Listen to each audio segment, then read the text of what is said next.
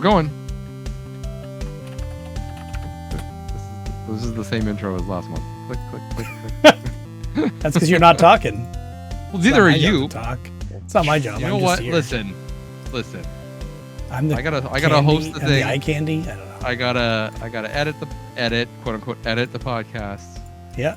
It's I your gotta podcast. post it. I gotta make YouTube thumbnails. I gotta do all this stuff. That's correct. So, listen, the least you could do is start talking. All right. Apparently, I have to reset my password for Tracked so I can log in and remember what I watched. So no, I can't talk. Don't need to. Don't need to do that. Apparently, someone tried to change my password. I don't know. Something's weird. Was that you? No, it wasn't me. Because my saved password ain't working. Anyway, this is really entertaining. It is. We can. I'm gonna start with some garbage finds. Because we're here. Yeah. Let's Sure. get the ball rolling. I don't find garbage, so. I got thrown a DS case by the guy that works at the yard. He's like, "Here." I was like, "Thanks." And then he drove away. I was like, "Oh, okay." Like for the system or for a game?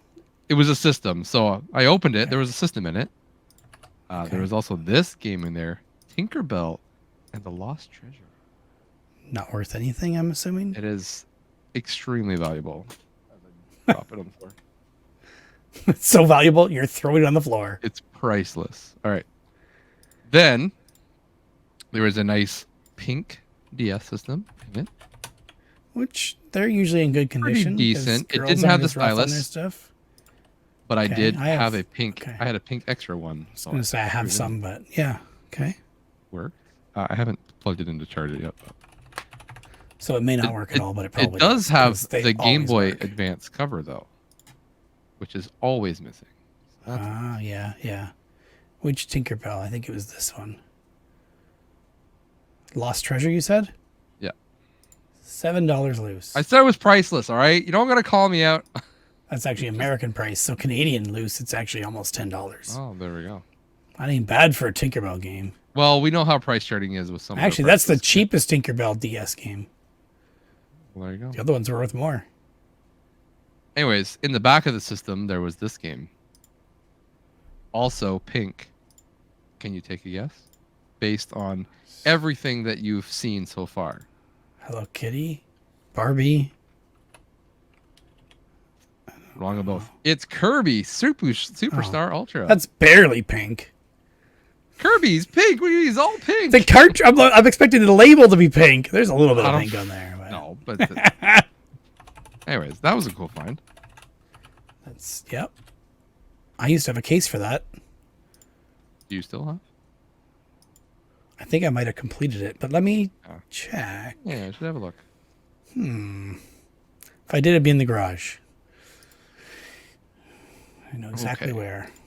I think I might have completed my copy instead. I have this one would just be to sell. I have one already. So. Yeah, that's fine. I like putting Completing. games with cases. I hate having loose of either.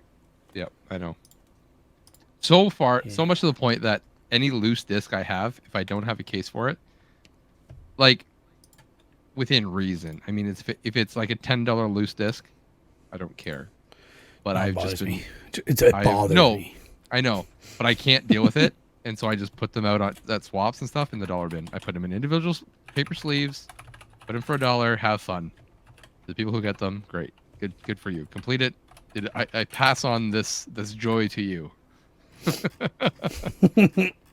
Hopefully someone else can deal with it, because otherwise I would just have bins or CD wallets full of loose games, Yeah. and that's too many.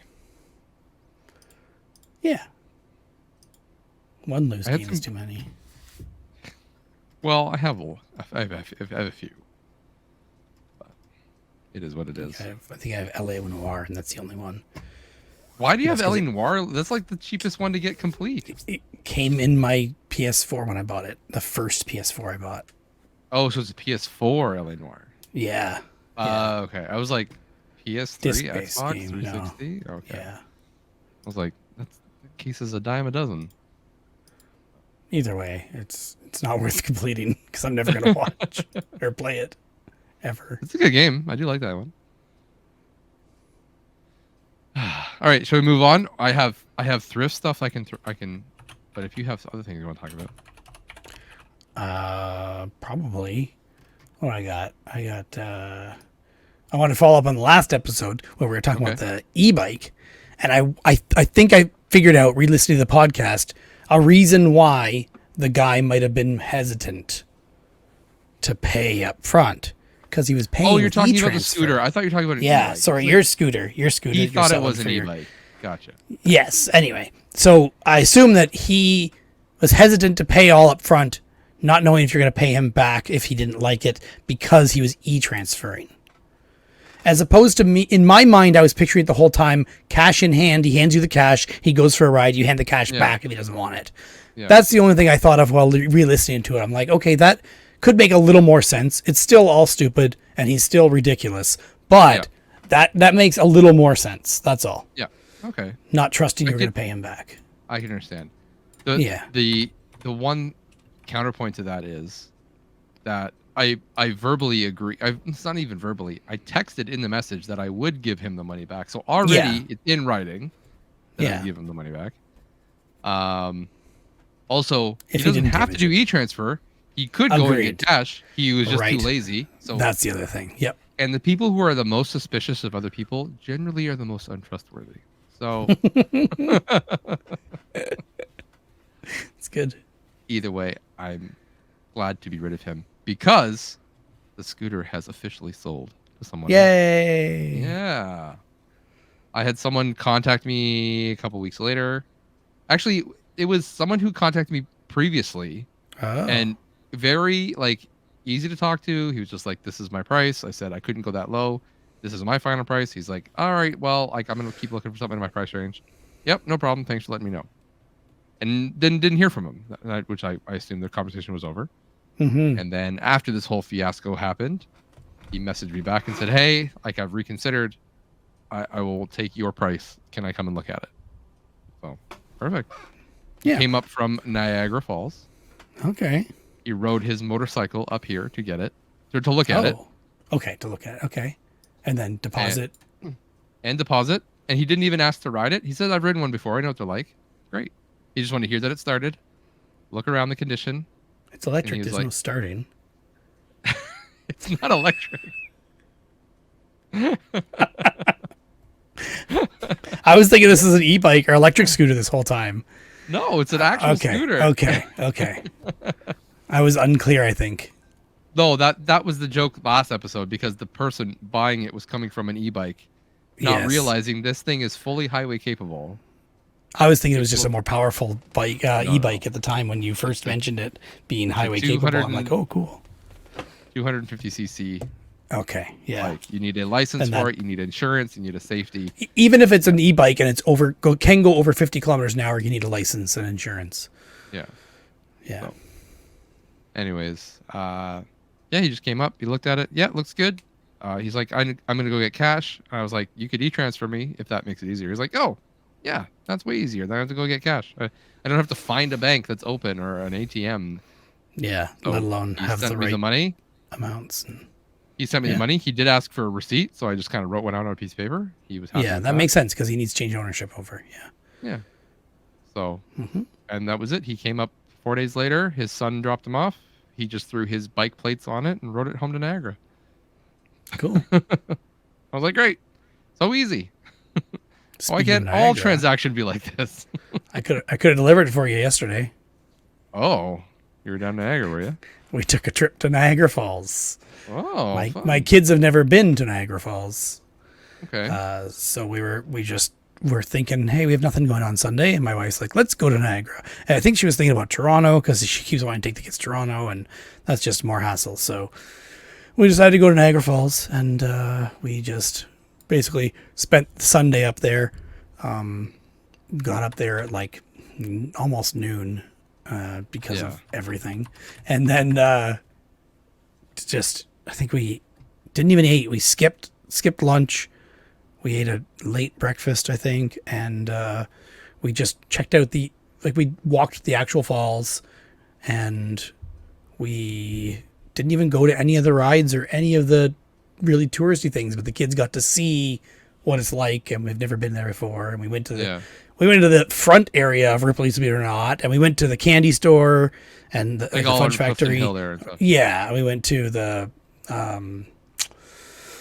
what is it called? Hershey's factory, and we went to Hard Rock Cafe for lunch, and I forget what else we did, but none of the crazy normal things. My daughter kept begging to go in the maze, and we're all like, none of us want to go in there with you. What are we going to do while you're in there? And then they didn't want to do any of the scary stuff, of course. And we got gelato ice cream as well at the place called Italian Ice Cream down the street from Clifton Hill. Yeah, that's pretty much it. It was just a day trip. Nothing too exciting. Fun. Yeah. Cool. They had fun. We've thought about taking the kids there for Canada Day this year. They did say fireworks every. The girl said every Sunday, but I think it's every Saturday and Sunday is my guess. Possibly, At yeah. 10 p.m. She said for 6 months of the year, basically. Basically, yeah. Crazy. Yeah, but the Canada Day ones are pretty awesome. Sure. It is a late. It's a late night though. By the time for sure. fireworks go off at like 9:30, and then You'd have to stay up there. I would not want to drive home. Well, it depends on what the next day. I don't know what's the. First well, yeah, for us it was Sunday as well, but still, even still, it would be a lot easier if you had a hotel there. Yes, it would be. Even a hotel in St. Catharines or Hamilton would be a lot easier. Okay, maybe not Hamilton. You don't want to stay there, but. Well, Canada Day is on a Monday, so. Yeah. Monday so off? the next day would be Tuesday. The next day would be school then. Yeah.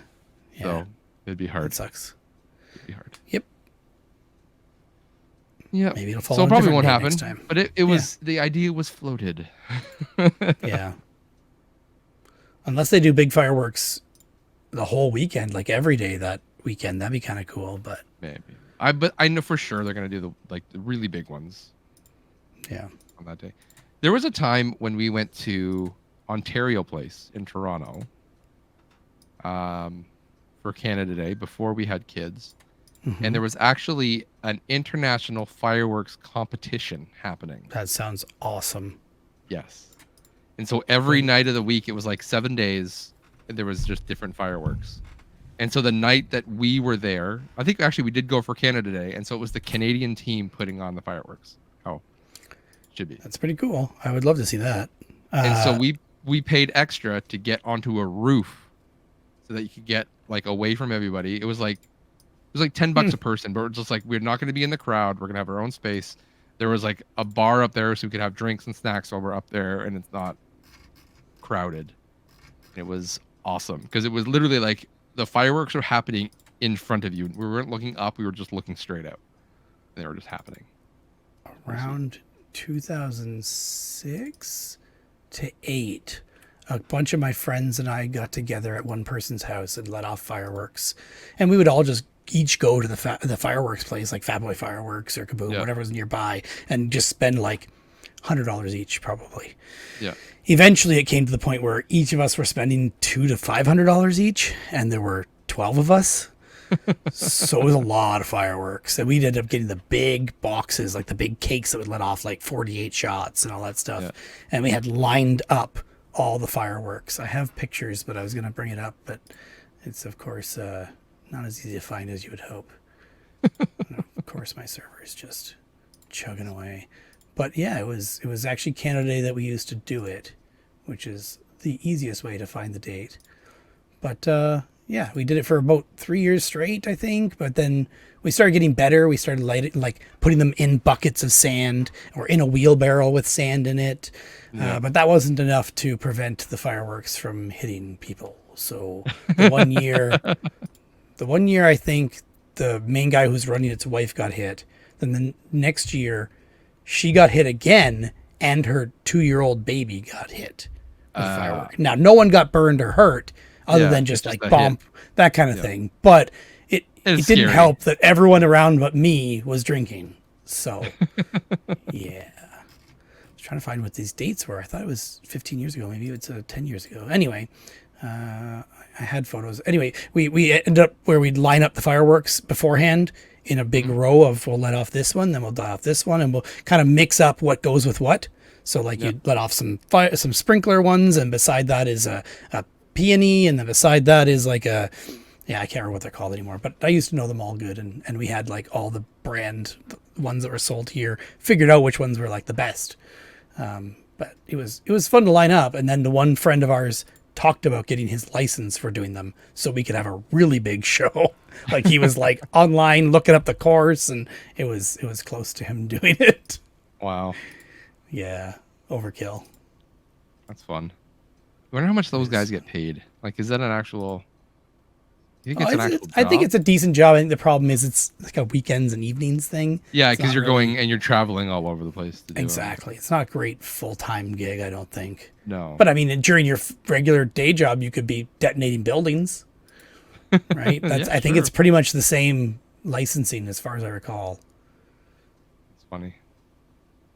Yeah. When I lived in Africa, we did the same thing, but we were teenagers. We would save up every, right, starting in June, because like Christmas and New Year's was like the big fireworks time. Fireworks used to be like readily available anywhere. You go to any corner store and buy fireworks. And then Okay. a lot of injuries started happening, and they started to outlaw them. But so you could still buy them, but you just had to ask, and they'd pull them out from behind the counter, kind of thing. Oh, so they probably weren't supposed to sell them. They're not supposed to sell them, but everyone Okay. knows they're there, right? But you can't have them out on display anymore. So I remember, later on, I'd go with my one of my best friends, and we'd drive our motorbikes like downtown. We had a guy, and we'd be like, "Hey, you got any fireworks?" And, he'd do the quick, look up and down the street, make sure there's no cops. Then he's like, yeah, come over here. He'd bring us like in behind, like we're buying fireworks in an alley kind of thing, Yep. like under a blanket. So we'd just save up all our money and just buy as many fireworks as we could. And we would actually so we lived on a center with a bunch of other expat families, and we used to do fireworks shows there. And the one year, we actually went up to his village, so way up north. It was just my family and his family, and it was the most we spent on fireworks, and so we really wanted to like make a good show of it. So we had like all the parents come out, siblings, and we had chairs, and we had spent like the whole morning setting up, and then the afternoon rehearsing and choreographing. Okay, you light this, you light this. We had matches, right? So you had to make sure you lit the match, light the thing, get rid of the match, move away, let it blow. While that one's going off, you're running up and lighting the next one, right? And it's just like, okay, this one, this one, this one. And if your match didn't light, you're in trouble because the guy beside you is also lighting one. So you gotta be quick. But it was great. I remember that being the only time I remember my dad and his dad both saying, "Wow, you guys did a really good job this year." That's good. And we have, weren't spending hundreds of dollars. We were spending like, maybe $50, but that was a heck of a lot of fireworks back then, especially in a third world country. Yeah, I was gonna say. I have some photos here. I'm gonna share this stiff, which This is is great good for for the people on audio. YouTube, but not people Yeah. on audio. No, but your reaction is what will make it Ooh, awesome. it's not out yet, so I'm just faking right now. Yeah, exactly. Here's some of them. Oh my This goodness, is- that's a lot. This is from the last year he did, I Like think. half 20. half a driveway length looks like. Yeah, yeah. And there's like these ones here are 35 shots each of them. 35, 100 shots in this one. And that's just like one pile of them all the way back. And that's not even probably when we were done. And this is the year before. Just massive amounts. And that's it lined up. Yeah. You're just doing this in the city. Yep, at the end of his driveway. The neighbors loved it up until, stuff started falling down, hitting cars, right? So, yeah. I know I have more from previous years, but fine. it's a matter of finding them in a reasonable amount of time. Yeah. Well, we Again, did not go to great fireworks podcasting. this year. Did you? We did. Victoria Day was in our I knew area. that. You know. told me. Act surprise, all right? Act surprise. Gasp! Well, I remember last year we talked about how we went to Victoria Day. It was the same thing. We went to the same thing again, although it was much better laid out this year than it was last year. Last year was chaos with like they had the food trucks right at the entrance, and they were all kind of in a circle. And Oh, when you have as many people as you have, like all the lines just get all jammed up. You have no idea what line is what goes where, and how to get through it. So the people trying to come in are just blocked by lines of people trying to get to food. So they move the food carts away down a longer strip. So they had each had their own individual lines. You get in and out. It was pretty good. And same thing. There's like a little fair there for the kids. So it's like you pay a certain amount, you get a wristband. And it's just kids can ride as much as they want till the fireworks start. So we did that to keep them busy. And last year we pulled a wagon around the whole time with all our stuff in it. And this year we're like, screw it. We're just gonna pick a spot, and we camped out, and then we basically just left our stuff. There's nothing valuable there, so we're just, I mean, value is relative, but like we didn't leave our wallets or our phones there, and we're in a country town, so small town. yeah. Very unlikely of things to get stolen. So we just parked our stuff, so we had a good spot for the fireworks, and then we were just out with the kids. And yeah, it was good. It was a good time. This was the most prepared we'd ever been for an event like this, because remember what a shit show it was last year. Yeah. So this year I'm like, okay, beforehand, I'm like, okay, we got to go to the store. We got to get glow sticks. We got to get some spinny stuff, some stuff, flashing lights. Glow sticks. I always forget this stuff. Something, because I know when we get there's going to be guys selling these things, and they're going to be expensive. Kids are going to want it. And the kids are going to want it. And this way I can say, here, we got them, which is exactly what happened. And we were prepped for it. We remember the food being really bad last year and extremely expensive. And I think my wife waited in line for an hour and a half for like 2 sausages and a hot dog. Or close to 2 hours. So this year I'm like, let's just assume they're not going to fix it, which they did. And you ate let's ahead, assume they're not going to fix it. So we got a cooler. We went to Subway beforehand. We bought subs, and then we just we could just sit down and just eat whenever we wanted. So it was perfect. My kid wasn't too happy about the sub, but whatever. We brought chips and cookies and all this other stuff too, so they could just snacks and stuff. Yep. Yeah, my wife does the snacks thing and drinks usually, and I always forget to bring glowy things. I have this whole bag full of these slingshot glowing things. They just have a little LED on them. You hit a switch and you shoot them up and they spin down. And I keep forgetting to bring them every time. I finally took them to my parents' place a while ago when everybody was there, and then everybody had fun shooting them. Half the kids would shoot it into their own hand, and then some of them broke because they're so old, and then other ones they ended up on top of a roof at my parents' house. Yeah, that's a good spot. Yeah, for them. yeah. They eventually came down, but I brought up another picture of fireworks from the next 3 years after those ones. That's all right. I couldn't remember, but it escalated, as I was trying to say. So that just more and more, bigger and bigger, more and more, and bigger and bigger. And then this, I think, was the last year we did it, where there's just tons and tons of the big ones where they're unmarked boxes because they're professional line. Okay, yeah. Yeah. You're not supposed to have these ones. So they sell them like they're professional, but they're really just high-end consumer ones. It's fine. Okay. Fair enough. Actually, it was the fireworks this year were cool because they actually had ones that were like shapes. Oh. Which I hadn't. There's always something you think you would have seen by now. Maybe I have seen them before, but we had ones that were like hearts and other ones that were smiley faces. Oh, that's really cool. Yeah. No, I think I've heard of those existing, but I've never seen them. The closest thing I saw was where they did the drone show. Mm-hmm. Yeah. Yeah, because I can actually make something that. Yeah. But no, these were actually just like explosions. Now, I'm sure there were more. We just couldn't see them because they probably exploded at the wrong angle. Yeah. So it was like showing the other way. But the ones that we did see were pretty cool. That's pretty cool. Yeah. Could have also been defective too. I'm sure. Well, yeah. Speaking of that town that you went to, I've been going to garage sales lately. Have you?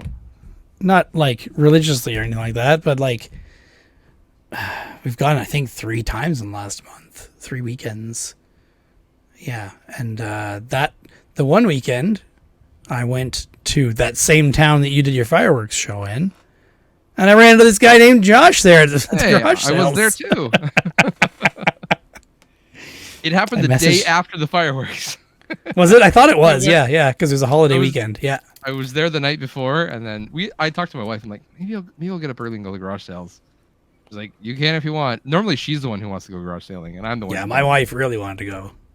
I was like, I don't know, maybe I won't. And then the morning of, I'm like, I don't really feel like it. And then you texted me, you're like, are you going? I'm like, all right, yeah, I'll go. And how was your success at this garage sale? No success. I would say no success. I for sure was there way too late. The Facebook page for it says it starts at 9, but they've got to be starting at 7 at that point. Yeah, I don't even think that matters. I think this has become more buyers than there are sellers by far. More buyers than there are things to buy. There's just, it's too much demand and not enough supply. And this town does it every year, so it's tapped dry. There's just not enough. The weekend after that, which is this past weekend, yes, this past Saturday, there was 3 community garage sales in KW, which had more houses selling even in the rain in these 3 communities. But the Sunday, because the rain was on the Saturday, we didn't go on the Sunday. We should have, because it would have been probably really good. But we usually have good luck at the, what is it called? The Central Frederick garage sales. And they're kind of like a lot of people with decent money. So they're selling things that are good, like technology wise and stuff, kids' toys and stuff like that. And then they also have a lot of people who are, I don't know, like hipstery and stuff. They have like the day after, the night of the garage sales, they have like a block party kind of thing. Okay. So anyway, you can find a lot of good things there, and generally prices are not bad there. They're not like that other town where the town's used to doing yearly garage sales for so long now and they get so many people that the prices have gone up, right? Yeah. Yeah. Like when you get to the fact when there's like a hot dog vendor set up on the street at the garage sales, there's a problem. Every other garage sale either had some sort of food for sale, some kind of, or reselling something, or an Etsy store. Those stupid croc charm things. Yeah. Jesus. And a lot of places had, it's a good idea. I would do it too, probably, is the cooler with drinks. Everyone was selling drinks. Yeah. Yep. So. Yep. Well, we are having our town garage sale, or our neighborhood garage sale coming up soon. And we're planning on selling. Are you? Yes, we're planning on selling at that. Good. Then I can look around. My son has been pressuring us. Yeah. My son's been pressuring us for the last probably 5 years to do a garage sale.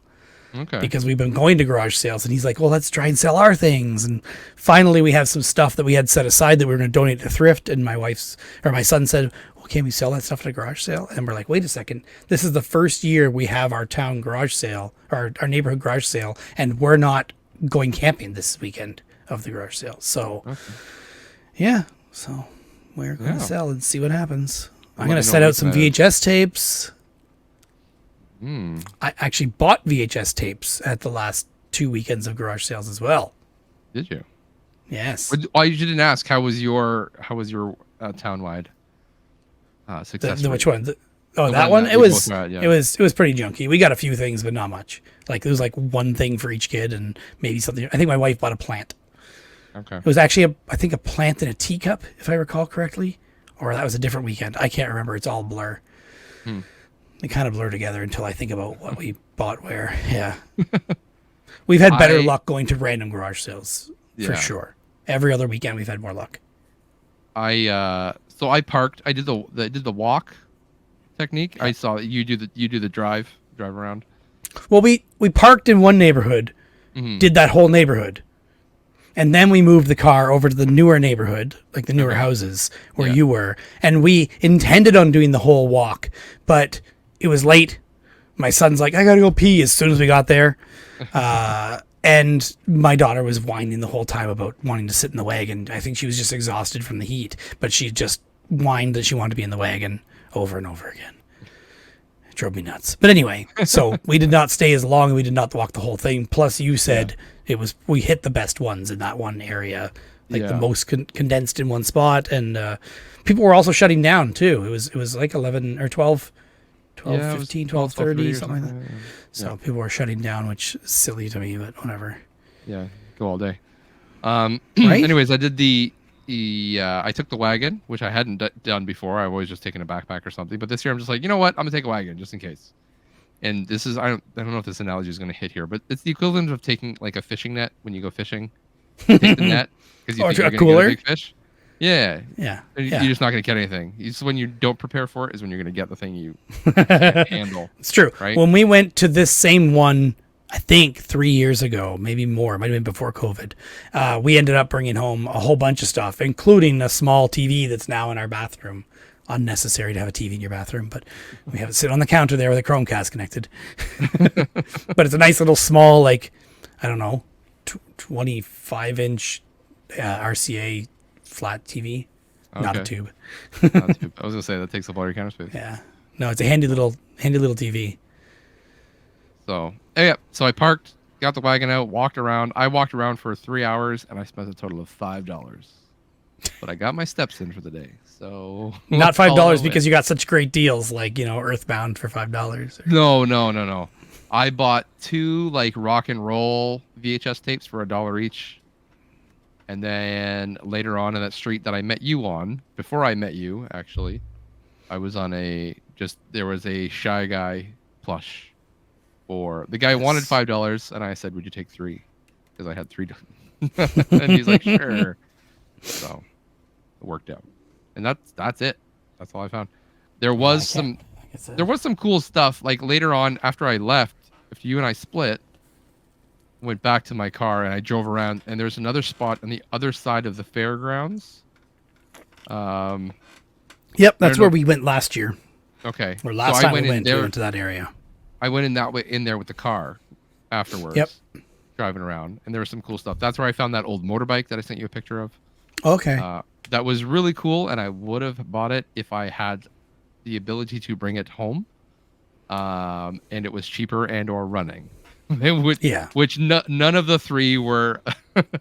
You could have managed to go back and get it, but yes, but for the amount of money they wanted, it wasn't that expensive. It was less than $400, but it was kind of the same as what I said. If there are people selling cars and motorcycles at a garage sale, and like not just one person in a garage sale selling, there's like 3 people each selling a vehicle at garage sales at the same house, and then next door there's people selling like more cars and stuff.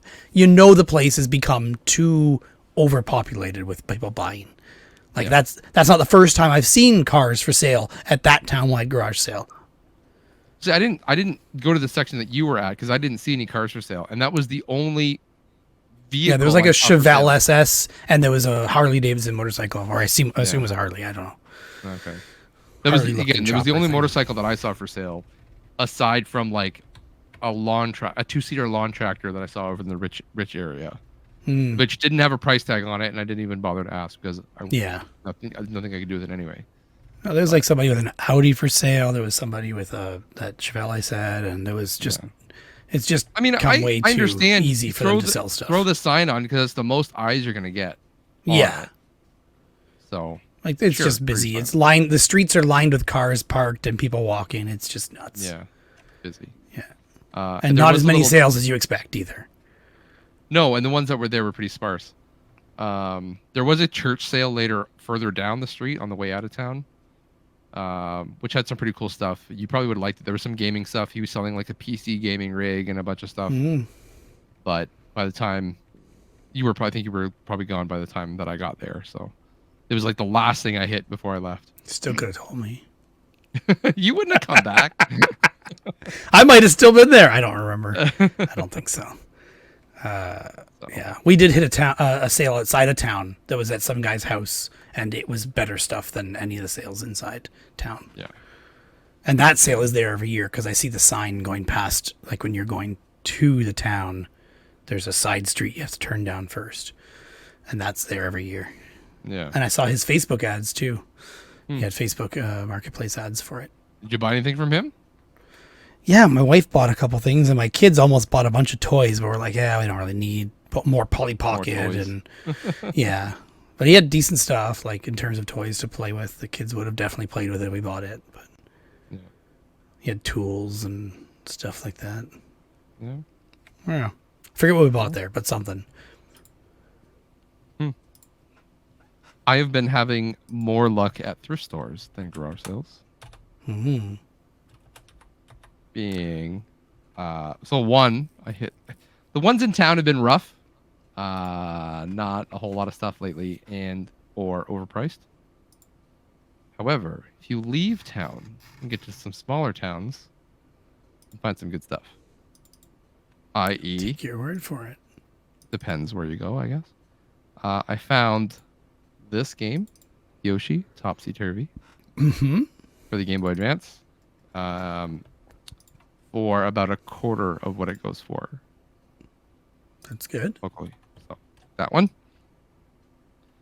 And then today, actually, while I was at work, it's great because our garbage bins are at a thrift store in a small town. So as I was doing a service call, I just happened to go into the store to have a look around. So I found these things. They had them all in the case, but whatever. The first thing I saw, and actually I thought of you, and I should have gone further into the electronics to see if I could find the matching part for this. But they had one of these Logitech wireless desktop receivers. Yep. In the glass case for $5. That's not bad at all. So I took it, and I should have gone back to see if they had the remote somewhere, but I didn't. Yeah. I Run did out have of a time. spare one time, but I can't remember if it works or not.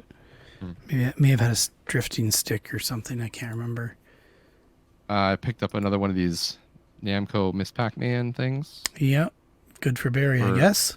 for $10. $10. These things sell for 20, 25 all the time. I've sold them for 15 or 25 cents before. Yeah, well, that's your problem. Back then, no one wanted to buy them.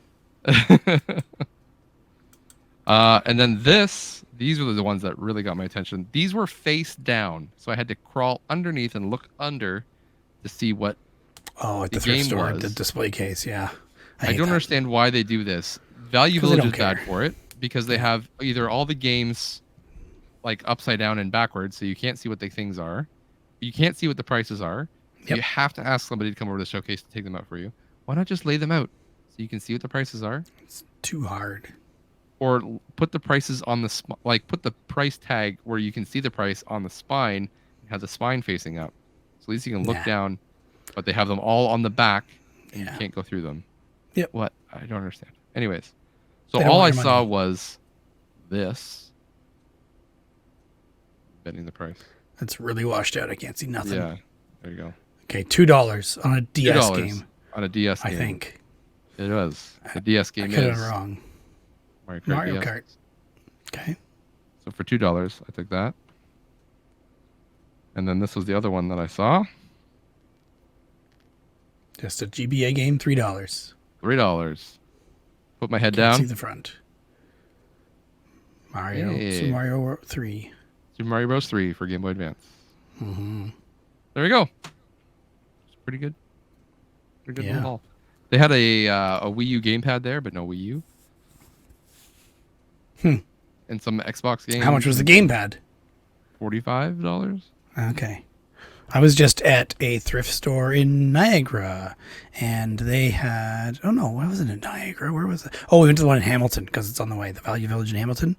Yeah. And in their display case, they had 3 PS3s, 2 Wii U's with gamepads.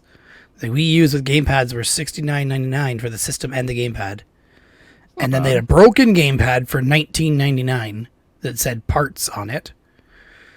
And I swear they had something else in there, but system-wise, and I can't remember what it was. But and I forget how much the PS3s were, too, because I didn't really... Well, I was going to take a picture, but someone walked over, and I'm like, all right, I don't want to be that guy. Taking pictures of all the display items. You didn't with text the me about those ridiculous Wii U's? prices. In Hamilton? You could have brought them back for me. I guess. $69 is worth it? It's not bad. It's not like profitable though. No, but they will be. You gotta pay delivery fees. Listen, I deliver stuff to you.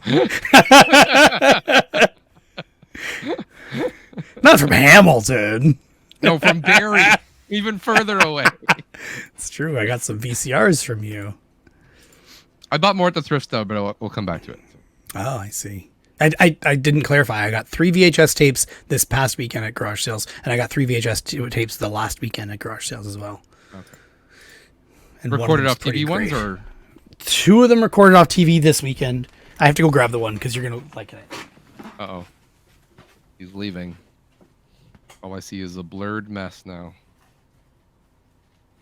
This is great. Great content. Let me vamp. Wait, he's got wireless headphones, so I know. I can't say anything bad about you because you're wearing wireless headphones. This one. This is the one that I'm like, this is hilarious. It's Eaton's. You can't really, there you go. Okay, Eaton's. Yeah. The downtown difference. And it's literally like a 10-minute Eaton's promo for the clothing store Eaton's. It's like just one that you would just like put on in the show and like. I think, or they mail it out and try and get people to go. And it's also in partnership with Fashion Television. If you remember Fashion Television from... Yeah. Yeah, Much Music used to do Fashion Television. Yeah. Again, this is all Canadian. Nobody cares. But and then two recorded off TV tapes. One of them says Pride and Prejudice on it, which is not what's on it. And the other one, the person thought was blank, but it actually has some good TV from the 80s. That Pride and Prejudice is the woman's version of NASCAR. Yeah, no. Yeah. And then this other one says Christie's tape, and it was basically Hanson interviews and some other stuff. And then she has another tape here with a nice handwritten label on it, Christmas vacation clip, and it's basically just the clip of him freaking out. I don't have the background thing in. You blur. Your blur is ruining. I know. Nobody even needs to see this. Nobody cares but me, but... And then my mouse is blocked by the tapes and camera, and then over here I need to disable the blurs. There it is. Anyway, there's the Christie's other tape. So she had 3 tapes. Christmas vacation clip, nothing tape over, and Hanson live at Much Music. And this is another tape of hers. I think this one had no label. Yeah, no label.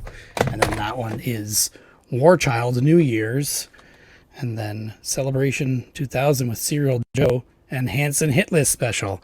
So lots of Hanson stuff, which, to be honest, Hanson means Much Music, which means good commercials. Good commercials, yeah. So I found an Xbox 360 commercial with it's like a 3D render of all the games in their cases, and the cases all come together and make an Xbox 360 console, the white one. Cool. It's pretty cool. I got to get that one edited and posted someday. But yeah, I got a backlog, if you can't tell. Yeah. I couldn't tell. No, nobody can tell. Back to blur. No, the blur is back now. Ruined. Without the blur, then people have to look at everything behind me. So everyone looks at the stuff behind me. That's part of the gives a flavor. You know? Well, it's okay. We're so cropped here, you can't really see anything in here. So you can't see the exercise equipment or exercise equipment over here, the TV over the monitor over here with the recording, or no, it's broad Twitch streaming, and then the water bottle, and there's my PVM over here. Oh yeah. Just flexing. Yeah. If I'm flexing, I should be flexing these VCRs you picked up from me. Yeah. I was just watching, or just in a Facebook group, and someone was posting saying, I'm from the UK and I have all these tapes that I want to be able to play, but I can't play them in the US. Where do I get a PAL VCR? And I'm like, yeah, I got 2 sitting right here. I mean, one works and one doesn't, but from our good friend Canadian Retro. Yeah. He picked them up at a thrift store. I think he originally intended to sell them, or he was intending to give them to me. I'm not sure. They also have SCART out, but I believe it's only SCART that basically is the exact same as composite video. I don't believe it has anything special in the pins. It's just composite. Yeah. I have yet to try them out. They're just sitting in the box right here for me to try. Yeah, I haven't got a good place to test you use them, so that's part of the Yeah. problem. But yeah, Yeah. like they're big. They are Pretty big. big for VCRs, yeah. Like they'll go right here on my keyboard spot, but they're larger than a keyboard. Yeah. So yes, I got those from you, from Troy, For me. Canadian Retro, Yeah. when we were at the Barrie Game Exchange. You were at the Barrie Game Exchange? I was at the Barrie Game Exchange, believe it or not. So, well, actually, yes, I was up. Actually went up the day before. I got a kindly invite from our mutual friend, Bill, STC Pod. Sent me a message saying, "Hey, because you need an official invite, here you go. Here's an invite. Come up the night before." I wonder like, why he got the impression you need an official invite. Probably because I said so on the last podcast. That might be it. I think directly saying something probably is a pretty good indication that it's true. Bill, Yeah. you can directly invite me anytime you want. Doesn't mean you'll go, but Doesn't mean I'll go, but I always appreciate the personalized touch. I went up a little bit later than I wanted to. I had a funeral to go to the day before. Not family, was for a friend.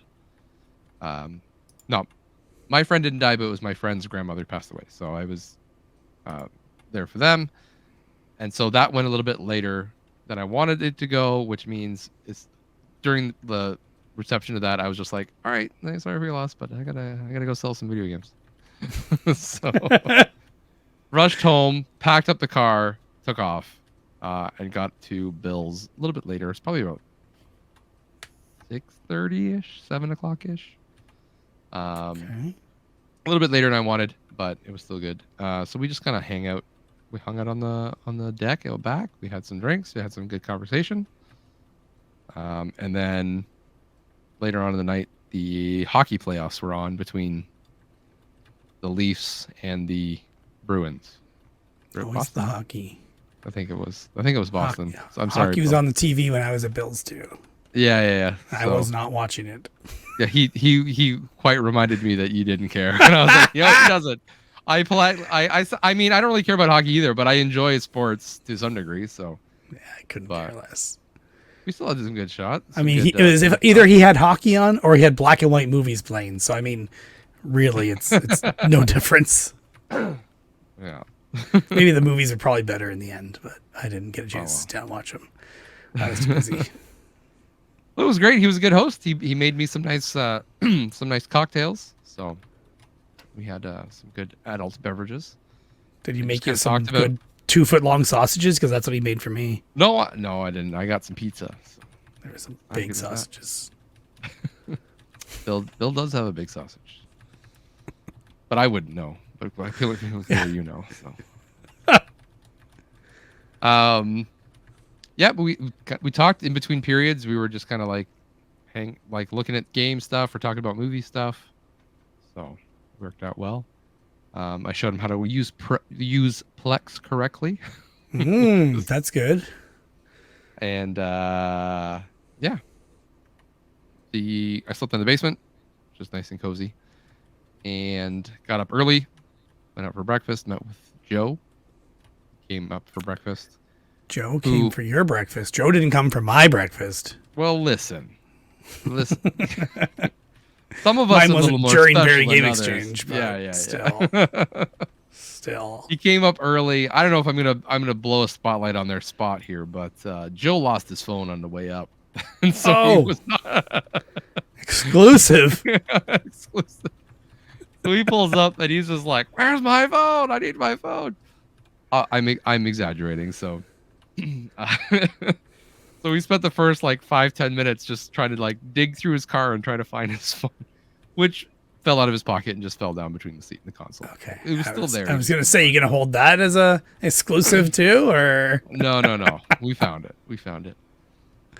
Went in, had breakfast at a good spot. I couldn't even finish my breakfast. I ordered way too much. I normally skip breakfast altogether. Oh. So it was just kind of like I'm out, so I'll eat breakfast with everybody. And I'm glad I did because I didn't eat lunch. So either way, it made up for it. But yeah, got to Barrie. got to the venue a little bit earlier, which was nice. I only had 3 tables this time, and I managed to get. I pulled right up, and I kind of did the douchey. I'm gonna park right in front of the door. Yeah, the thing we always talk about doing but never actually do. Yeah, I was just like, no, screw it. I'm just gonna park in front of the door. Everyone is parked across from the door, and then walking their stuff across the parking lot. I was like, nah, I'm just gonna park right here. There's still room for people to get around. Okay, it wasn't that egregious, but I wanted to make sure I could just get my stuff in. Also, because I'm alone, I need to get in and out quick. And if I'm close to the tables where Chris and Darby and the rest of them are, they can watch my stuff too while I'm unloading. Yeah. Not their job, but just an extra set of eyes. So, Extra unloaded. deterrent. Yes, deterrent. I mean, I don't think vendors really steal from other vendors. I'm sure some do, but I imagine it's only a matter of time before people realize, like people in Toronto realize they could come just make a killing off stealing stuff from vendors there. Oh yeah. So there's that too. Shh, don't say it, okay? You're gonna blow my spot.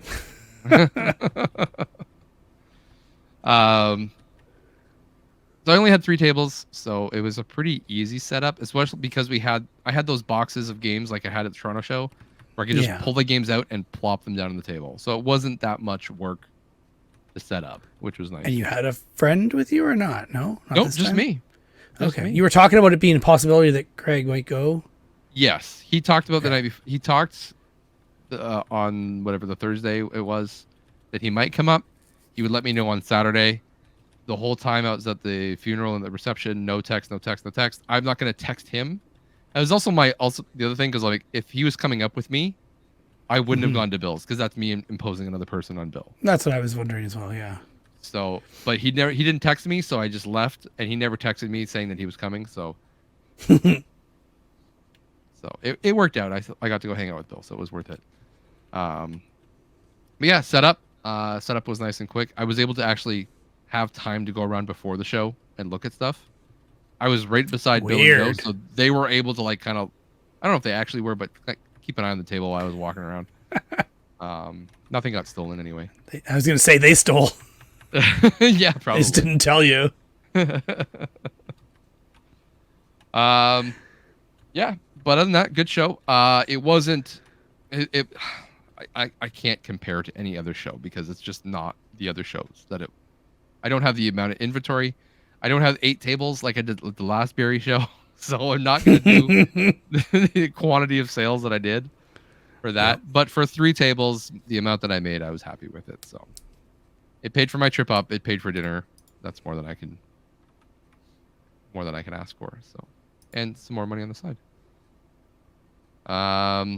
That's when Troy was there. James RetroPixel also there, came and hung out. He watched the table for me when I had to do some run out and grab some. There was a game I was looking for, so he could watch the table for me quickly while I was doing that. The Cars TVs are still in my possession. Oh no, I never would have guessed. You mean the people who promised to buy this giant TV off you and another giant TV off you flaked out? You know what? I didn't even see them until the end of the show. I saw them. They were That's in the perfect time aisle. to see them. They looked perfect at time. the TV. I had them both on, and I daisy chained the big TV to the Mac TV. Right? Okay.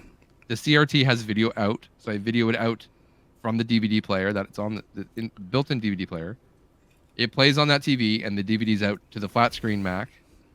So I had them both playing the Cars movie. Yep. Which was fun. I also had a PlayStation. Couple. So that couple, there's a different couple that always like swoons over the TV in Toronto. There was a different couple that said they were going to buy it. I thought this was the couple that was in Barrie before, the ones who had bought the hat my wife made. Yeah, that's the couple that always looks at it in Toronto. They don't look at it in Barrie. Oh, okay. No. Oh. I thought they bought the hat in Barrie, but I'm forgetting. Okay. Yeah, they bought it in Toronto. So it was a different couple. A different couple said they were. I'm sure I recognize them too, but probably. Yeah. Anyways, I did see them. They were kind of in between tables. I saw them look over and they talked for a little bit, and then they left. They didn't even come and say hi to me. They didn't do anything. I don't even think they came to my table. They just walked away. Crap. That guy we told we were going to buy a bunch of stuff from. Oh yeah, we thought. Let's just avoid him. Yeah. We don't have the money. We spent it on beer and What? I don't hold grudges. pizza. Honestly, I don't really care. I've kind of grown attached to them now, so if I don't sell them, I don't sell them. Well, I tried to sell them for you. Mm-hmm. On Facebook, just Facebook, did. actually, Facebook TV group. Some guy said he was looking for one. I think somebody else had posted saying, here's these TVs I got, and he had like the SpongeBob and the Batman or something like that. And then someone in the comments said, I'm really looking for this one, and it's the exact one Josh has. So I just said, yeah, my buddy has that one for sale. And then I sent a picture of both of the TVs, hoping he'd be like, yeah, or anyone else looking. And I said, but they're in Ontario, Canada. And the guy's like, oh, I'll pay for shipping. And then I gave him more information on what Josh was asking, and that shipping's not usually cheap. And then Josh said he doesn't really want to ship because of the risk in getting wrecked. And then what are you going to do, right? He wants a refund then? What the hell? So anyway, didn't work out, but I tried. You tried. You gotta find me one. I was local. really hoping someone else would see it locally and say, even someone from Toronto or something like that. Yeah, for sure. Yeah. That would have been nice. I appreciate the effort, though. What I should do is just do a brag post, being like, "Hey, my friend has these for sale," in one of the Canada groups. Yeah. You gotta up the Same price group level where I next should time, post though. these two that I have, these VCRs that I have, these multi region VCRs. Are you selling? I thought you were keeping those ones. You're keeping. I told Troy in the first place I don't need them. One's Okay. broke anyway, so it's just for parts. Yeah. And he said, well, I said, just sell them. And he said, I don't want to go through the work of selling them. I said, neither do I. Then I'll just keep them then. And he said, sell them. well, you could have them, keep them or sell them. I don't care. Okay. And I said, well, if I take them, I'll probably want to keep them. I think you should keep them because there is a chance you could find other region VHS I know. around that you That's the could problem. rip. That's exactly it. That's exactly the reason why I'm like, sigh. Yes. No, of all the VCRs that you buy, that one you should keep because you're not likely to find another one. I know, but I feel the same way about the HDMI out VCRs, and then I keep finding those. Those are way more common. But still not common, especially working. Yes. Yeah. But you might as well just keep. But less common. Yeah. Yeah. Keep that one. But I don't know if I have room for Don't- them in my shelf here. I don't know if Don't. they're too But big. no. Don't continue to use it for other stuff. Like make sure it works and stuff. But Yeah. save it for the non-region stuff that you might find. It looks like I need another VCR shelf for here. Yeah. It's another Just go stereo beside the cabinet. other VCR shelf. Just get another one to put there. My son was already mad that I put the PVM here because it's covering up. It's where his keyboard was for gaming Oh, okay. because he uses this to game on. I mean, this is a terrible monitor for gaming. It's 4:3. It's not widescreen. And it's also got burn-in on it and stuff. So, I mean, it's not the greatest monitor for Give it. him a good monitor. Why don't you give him a good one? Because I have mine here. And the other one is over there on my server in the other room. Okay, That's got what a I should screen be here. doing. I got an extra monitor here you can have. 'cause No, don't I need should it. just give him one that's in the other room. It's a No, decent no. size. You can have one of my other ones here. I don't need it. I don't need The only reason this monitor was here is because it has RCA's in, like video in from RCA's. That's why I have it here, and it's 4:3. But now I have the PVM for monitoring from. So do I even need it? Not really. No, not really. Exactly. So So I get can rid of just the switch it. 4:3 monitor and just I get can an switch it with the actual- other monitor. I'll give you a widescreen one. No, I have widescreen in the other room. No, It's an you Ace- take one. I've got one I have here. an No, Asus. I got one here. that You needs still owe me to be- $30. You shouldn't be talking about That's true, how I you're know going to you're give me $30. things. Those Josh are sold the one of first my thing to games sell. that we forgot he had. Those were the first. That's I the pulled it games. out and I was just like, oh, this is there's in my PS1 box. Like, Yeah. Oh, I knew it forgot was it was yours there, because too. you put your sticker in a different spot than I put my stickers. And it's a different kind of sticker, too. The same sticker, I think. I think it was. Is you it? I still thought wrote mine was 30. white. I have the I white. thought mine was for stickers. my price gun. No, I think it was. Oh, I think it was still okay, I don't remember. handwritten. Okay, it might have been from when Cynthia was there helping me sell. But yeah, this guy just came up and like looked at it and boom, yep, that one. Here it is. 30 bucks. I'm like, oh, Well, I great. bought it for $2.50 at a garage sale in January, February, March, April, May, June 2023. Last year. Yeah. Just before at the same time I bought that Skull Monkeys. Same garage sale. Yep. And that Skull Monkey sold that show that you Yeah. first show. bought it for $2.50. This I actually this both one for took it- $5, but Yeah. that one sold for $95. So Barry, this is the first time I feel like I got fleeced as a vendor. Oh yeah? But not in a bad way. All right. How can you get fleeced not in a bad way? Okay, let me explain. So as you know, the Xbox 360 store is closing in July of this year. Right? You hear about Yeah, this? so I've heard. Okay. So as a result, Xbox 360 games are skyrocketing in value because everyone's trying to buy the games before the store closes. I don't know why. The games will still be there even after the store closes, but for whatever reason. Anyways, It just reminds people digital is not forever, I think. yes. And so everyone's trying to buy up the games before they go. I guess I can understand that. So at the same time, my Xbox 360 stuff I've had for a long time. If Yeah. it's less than $10, I usually don't even reprice it because it's not usually worth my time to look it up. I usually do. I kind of do a quick thing, but if I'm within $5, I don't change my price. Okay. $5 or $10, it's not worth my time to go through it. There were a few games that I had that when I priced them the week before Barry Game Exchange, I was still within that $10 buffer. Like the price hadn't Okay. gone up that much. I like, okay, great. It'll be a sale then. Someone will grab it. Yeah. 2 days before Barry Game Exchange, some of those games spiked hard. Hard. And I didn't catch it. And so Not I just was selling spiked. things. So you remember that game Autobahn Polizei Yeah. Yeah. that I think I had it for like 60 or $70 Okay. at the show? Yeah, that's going for like 250 now. What? Yeah. Do I still have it on the shelf or did I sell mine? I had your copy that you sold to me in Okay. that big lot. So, I mean, I paid you $30 for it, so I still made money on it. But then whoever Bullshit. But How? it was ridiculous. Someone came up and saw it and he's like, "Yep, he just picked it up. Here, I'll take this," and just threw me the money and left. And I was like, "Oh great." Didn't even think about it. And afterwards I'm like, I wonder if that's one of those games that spiked. And I looked it up. It's like, well, crap. Oh my god. Like I said, Ridiculous. I got fleeced, but I didn't get fleeced. I got I doubled my money. I didn't get near as much as I could have, but I still Yeah. made, you know what I mean? Like, Yeah. so the other one that That's all right. He's probably a vendor and turned around and put it on his table for $250. probably, That's the part that bothers me. the other one that got taken pretty quickly, someone saw it, and I should have been wary because it was disc only in the fact that it was in a case with a written spine. It was like from EB Games where they put their generic thing in it and just marker on the thing.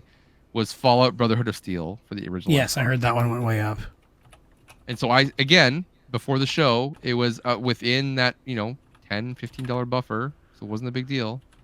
But because of the show popularity, it spiked. Or maybe I didn't even check it before the show came out. I don't remember. Could see So- that. Someone came up and saw it. He's like, "Yep, that one." Didn't even look at the disc. Just ripped it out, handed me the money, and walked away. That's my cue. I'm like, "Oh, yeah, that one's worth more." But again, I bought it for $5, so I made, $40 on it. Yep. Yep. It But is you what live it and learn. is, some would say. It is what it is. I've done the same thing to other vendors, so I can't really complain. I can't tell you. I've found 3 different copies of Outrun 2006 Coast to Coast on the original Xbox for Yeah. $5 each time that I bought it. And 2 of those times was at Barry, and one of those times was at Waterloo. And that game was still $60 when I bought it for $5. Yeah. So Crazy. I really wish you had some kind of way to watch price charting for things that spike in price. yeah. Just It for the would be reselling a lot factor. of effort. it would be a lot of effort to try to keep. Well, first you got to subscribe to Price Charting to get the price lists that you can download, and then you got to have some way to calculate the differences. And to track everything, put everything in that I have for sale. Not even that, just to know what to resell too, like what to look for at vendor tables. Okay. Anything that's skyrocketed in price in the last month or two or something like that. Yeah. You could even tier list it and be like, look for these games that have skyrocketed this much in this time, and yeah. Get on it, Eric. Let's go. Yeah, exactly. Yeah, that was Barry. It was a good time. I'm glad I went. Looking forward to it again. So now I'm at the point now where, yes, I still technically have about 3 tables worth of stuff. I sold some stuff. Okay. But I still have about 3 tables of stuff. The problem is it's the same amount of stuff that I have. This is all the stuff that clearly hasn't sold in those 3 tables every time. So how many shows do I want to drag these around to? Or do I trade it in? Keep the big stuff, take the rest in, and take the payout. I already took the payout. I can't tell you what to do. Yeah, I know. So your advice is to take the payout. Unfortunately, I'm the schmuck that paid you out. Yeah, it's real unfortunate. Hey, Derek, want to buy some games? I have a garage sale coming up. Oh, hey. You should just sell at my garage sale. That'd be actually pretty good. I could, actually. You could. $5 and $10 games. As long as you bring a table, you're good. Do we have a table? I'll probably find a table. If not, I can borrow one from my sister-in-law if I have to. I want to be buying at your garage sale, though. I want to buy. No, you should be selling at my garage sale. So. Let's get those listings up on Facebook Marketplace and Kijiji saying video games for sale. VHS tapes. No get all the early buzzwords. birds. No early birds. PVM for sale. Oh, there you go. Yeah, no early birds. Yeah. Say PVM for sale, and the first person, oh, it already sold. Yeah, sorry, it's gone. It's already gone. Yep. How much did it sell for? We weren't actually going to sell $200. it anyway. Bill, give me one of your broken ones. Oh, they're already gone. Yep. So we'll see. I'm still debating. Toronto Game Show is also another option. End of the year.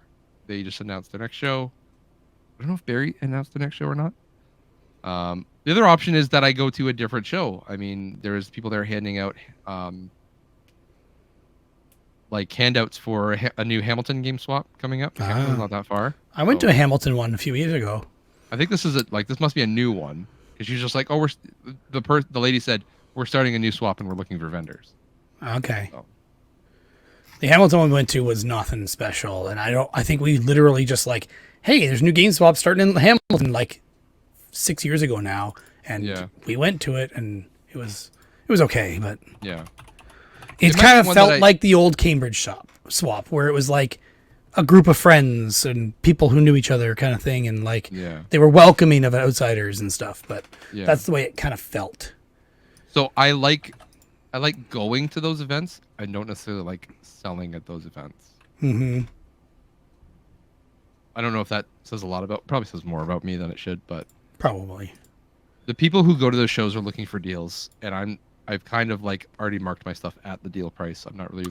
But sometimes they're not looking for deals. Like, let's say it's the only Hamilton swap. That's a good chance to sell to people who don't normally have the access to them, unless they have game stores. But J-Rock will be the answer for that. They did have a good game store for a while there. I forget if they're still there, but I don't think there were many options. Yeah, it might be one that I go to and just kind of like see how it like looks. Yeah. As like, but then you wish you had brought your things. If you get there, you might be like, oh, I usually bring like a box of stuff anyway. Okay. Like if I overhear someone's looking for something, I have it in the car kind of thing. But yeah. Well, if I search Hamilton for video games, I have Arcade on Wheels, Retrosaurus, Top Games, Black Knight Games. Now some of these might be board games. Super Castle Video, GameStop. Entertainment Overload, Bounty Hunters, Toys. There's a decent number of options, it looks like. 1UP Games, that's the one I remember. Yeah. Right? Somebody we knew owned that. I think one of the common guys. Yeah, I think so. Beat goes on, Hamilton. Hey. Yeah. Speaking of beat goes on, I did the thing where I If take only I had planned that, right? I know. The segment's you been took working all out today. Right? There you go. The beat goes on. I remember last episode we talked about taking stuff in and how you could take it from one store to the other store. Yeah. I haven't done that yet. So I took never them put to on a one fairway. store and got quite a bit of cash for it. I was gonna take the credit, but I just bought a big bundle from my coworker, an Xbox. I think you talked about that, right? No, I told you when I came to your house. But Oh, you told me in person. Yes. Yeah. So I bought a bunch of stuff from him for like $300. And so I was gonna take the credit, but then I just spent $300, and they were gonna give me like $95 in cash. I was like, oh, I'll just take the cash. So then I technically only spent like $205 on stuff for my coworker, which eased the blow a little bit, and then that made a little bit less pressure going to Barry having to sell that stuff. And this is stuff you bought from your coworker to sell at the GameStop, in case people weren't clear. Yeah. Yeah. And he knew what I was doing, so when I was buying from him, he's been working with me for like 5 years. Like I trained him. Okay. And even during the training, I had mentioned, like, he'd asked what I do for fun and stuff. And so I talked, I play video games, or I buy and sell video games. So he's always known. And he's like, yeah, one day when I want to sell, you're first on my list. I'm like, okay, great. And you just never talked to me about it for years. And this year he brought it up again for the first time in years. Yeah, you're first on my list. And I was just like, yeah, sure. Yeah, whatever. I didn't think anything of it. Yeah. And then sure enough, like 3 days later, I'm doing work on my car, and I just started getting texts of pictures of like Wii, GameCube, Xbox, original Xbox, and they are really crappy pictures. And he's just like, "How much would you give me for all this?" I'm just like, I don't know. Like, I don't know what works. I don't know what's complete. I don't know what condition it's in. I don't know all this stuff. And I was just like, give how much do you want for it? He's like, well, you make me an offer. I'm like, I give me a ballpark. He's doing the whoever gives the first prize loses thing, right? Like he knows this. I hate that. I was like, you need to give me a ballpark, just something, because I don't want to come at you with a super low ball and then you get offended. I was like, from what I see, I need to know if we're even close to the same page, so I'll know if I can just walk away or make an offer. Mm-hmm. So I think he said he wanted 350. He's like, somewhere around 350. I was like, okay. So then I went through from the pictures to figure out what he had. I put it all into a spreadsheet, and then basically did the 50%. This is what I could offer. And so I came back at like I could do 300 for it. He's like, yep, no problem. So met up the next day, or at work, or I think it was a Saturday, so it was the Monday that we met up after work. And I gave him the money, and then when I was going through all the stuff, there's a few other things in there, which kind of made up for the few things, the games that were missing discs. I was just like, oh, where's this game? And he's like, oh yeah, I don't know where that one is. But the one you can tell, like you open it up, and I'm like, guaranteed this one's in the system, right? And he's like, yeah, probably. But and at least he was like, go through it, make sure it all works. If it doesn't work, like I can give you your money back. We can renegotiate. But the stuff that wasn't in the pictures, that was buried, made up for the stuff that wasn't there. So I just called it a day. And I made my money back easily at the swap, and I still have a few things to sell. So it's good.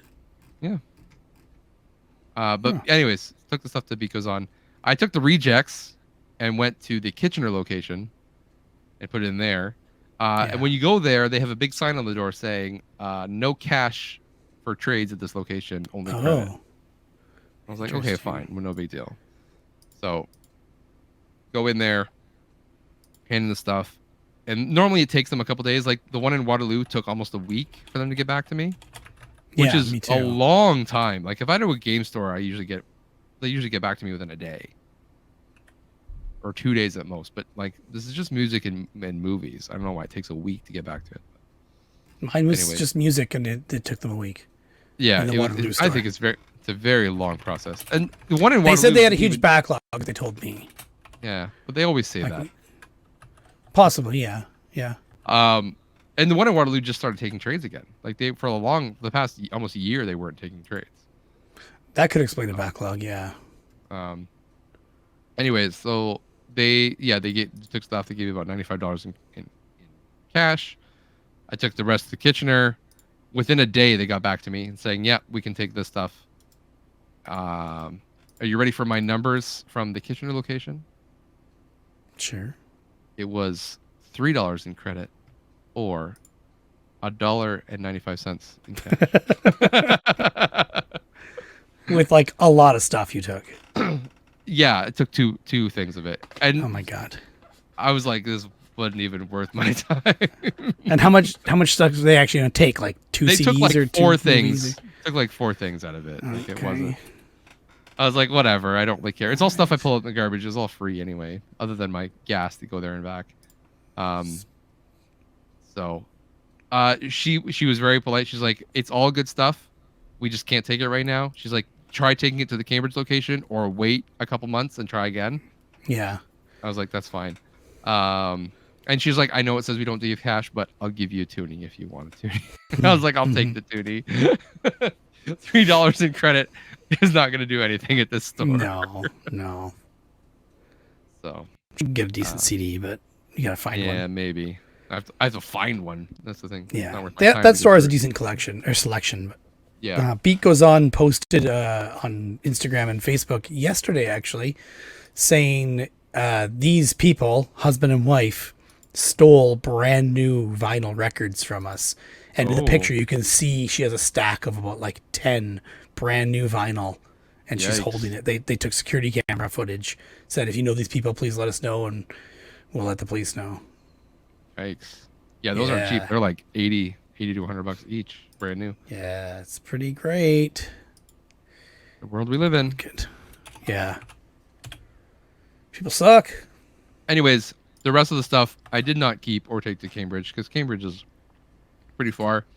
And this past weekend, I did a huge garage clear out. Remember how last month we talked about, I'm going to reorganize my garage? I did that on this past Sunday. I just pulled everything out. I cleaned stuff up. I organized. I put together shelves and organized in totes. It took me all day.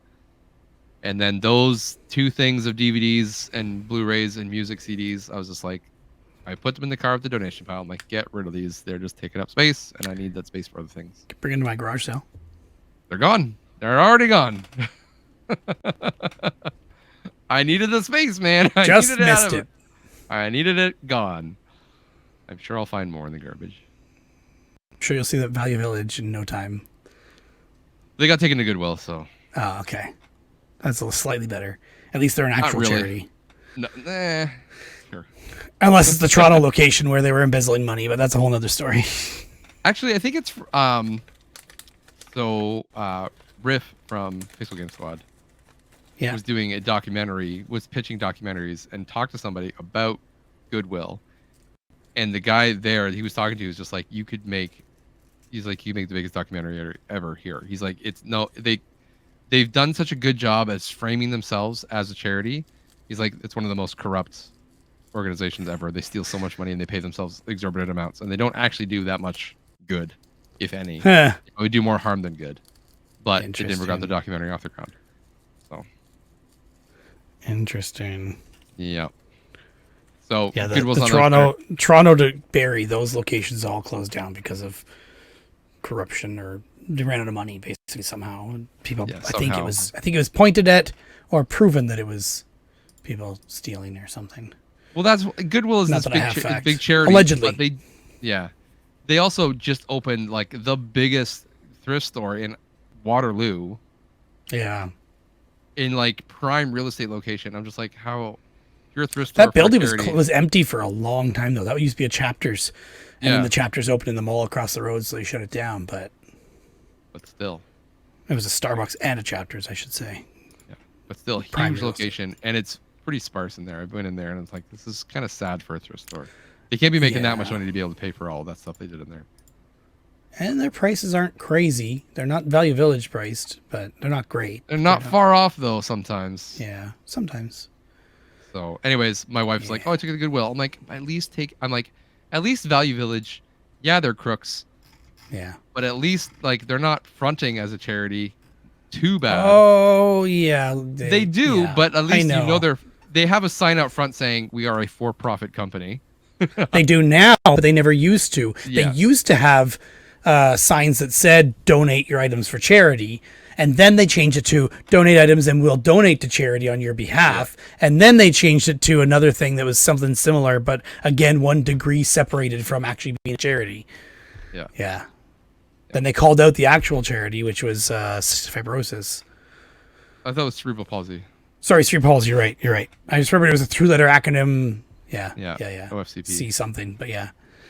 But I was just like, at least you can get me a coupon for something. Like that is true. At least. Talese used to do coupons, and I don't think they really do anymore.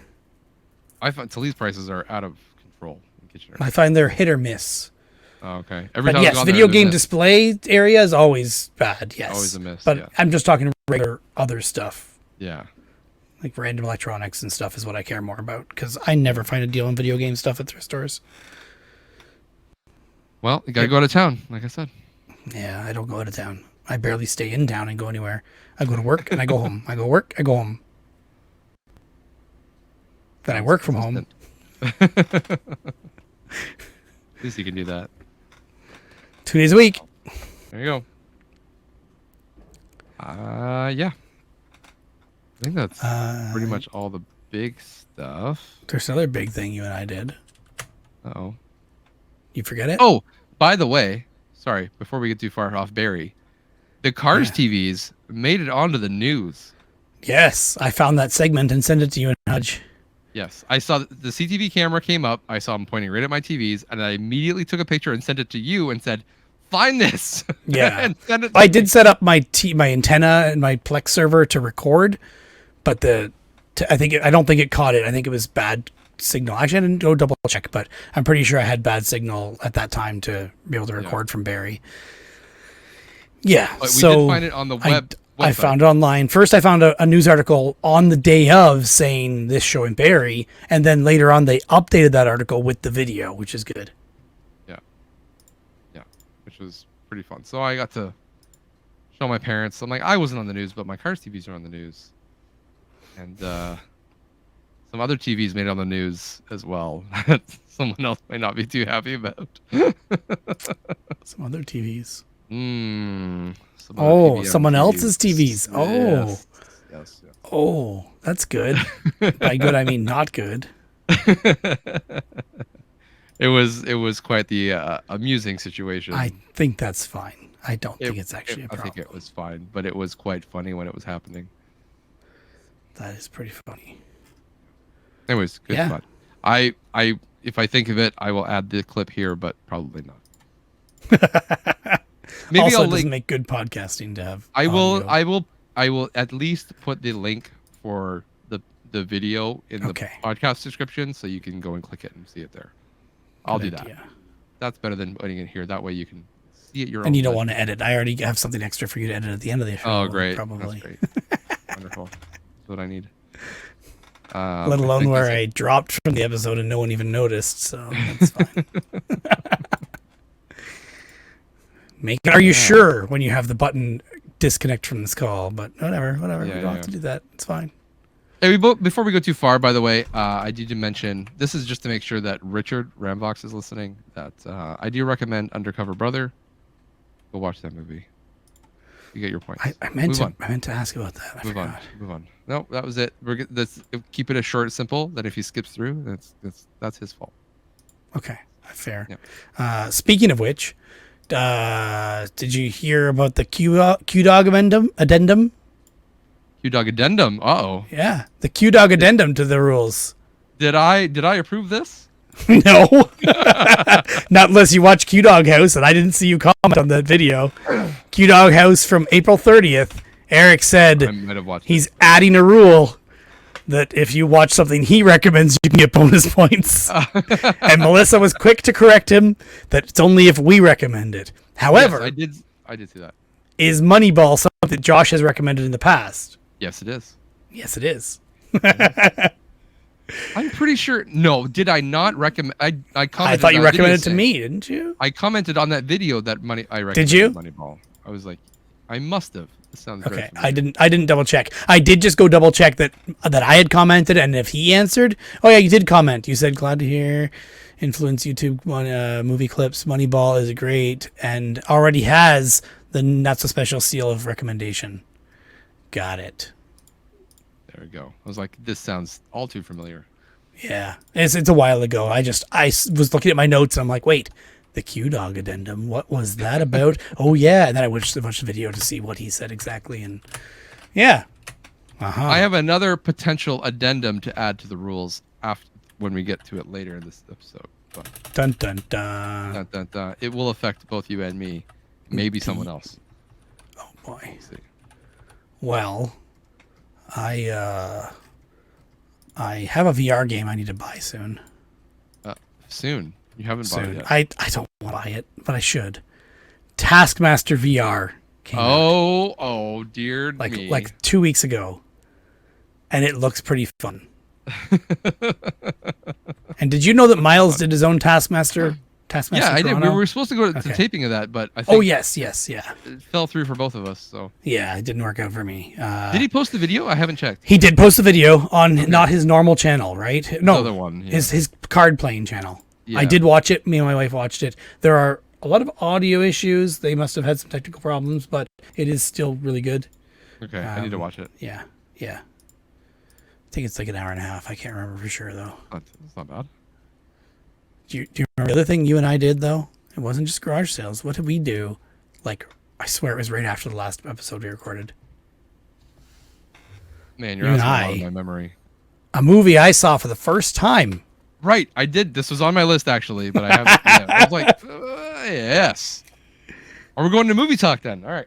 Here we Well, I mean, all I've got left is movies and TV shows. So Okay. that's, and some extra bonus thing go. Okay. that we'll probably put at the end because it has to be. At the end. Okay. Easy edit. Yeah, yeah, Go ahead. exactly. Go ahead. This is the first time for you, so I'm excited to hear your. So Josh messages me and says, "Hey, how would you like to go to the movie theater and watch 45th anniversary of Alien, The original. the original?" And I said, "I've never seen that movie." Speaking of which, I need to add that to my not so Add special it to your list ABC. right now. I'm surprised you didn't do that right Yeah, away I know. after the movie ended. I don't think I did. I keep forgetting about the list. I don't ever do anything with it. That's why you're gonna lose.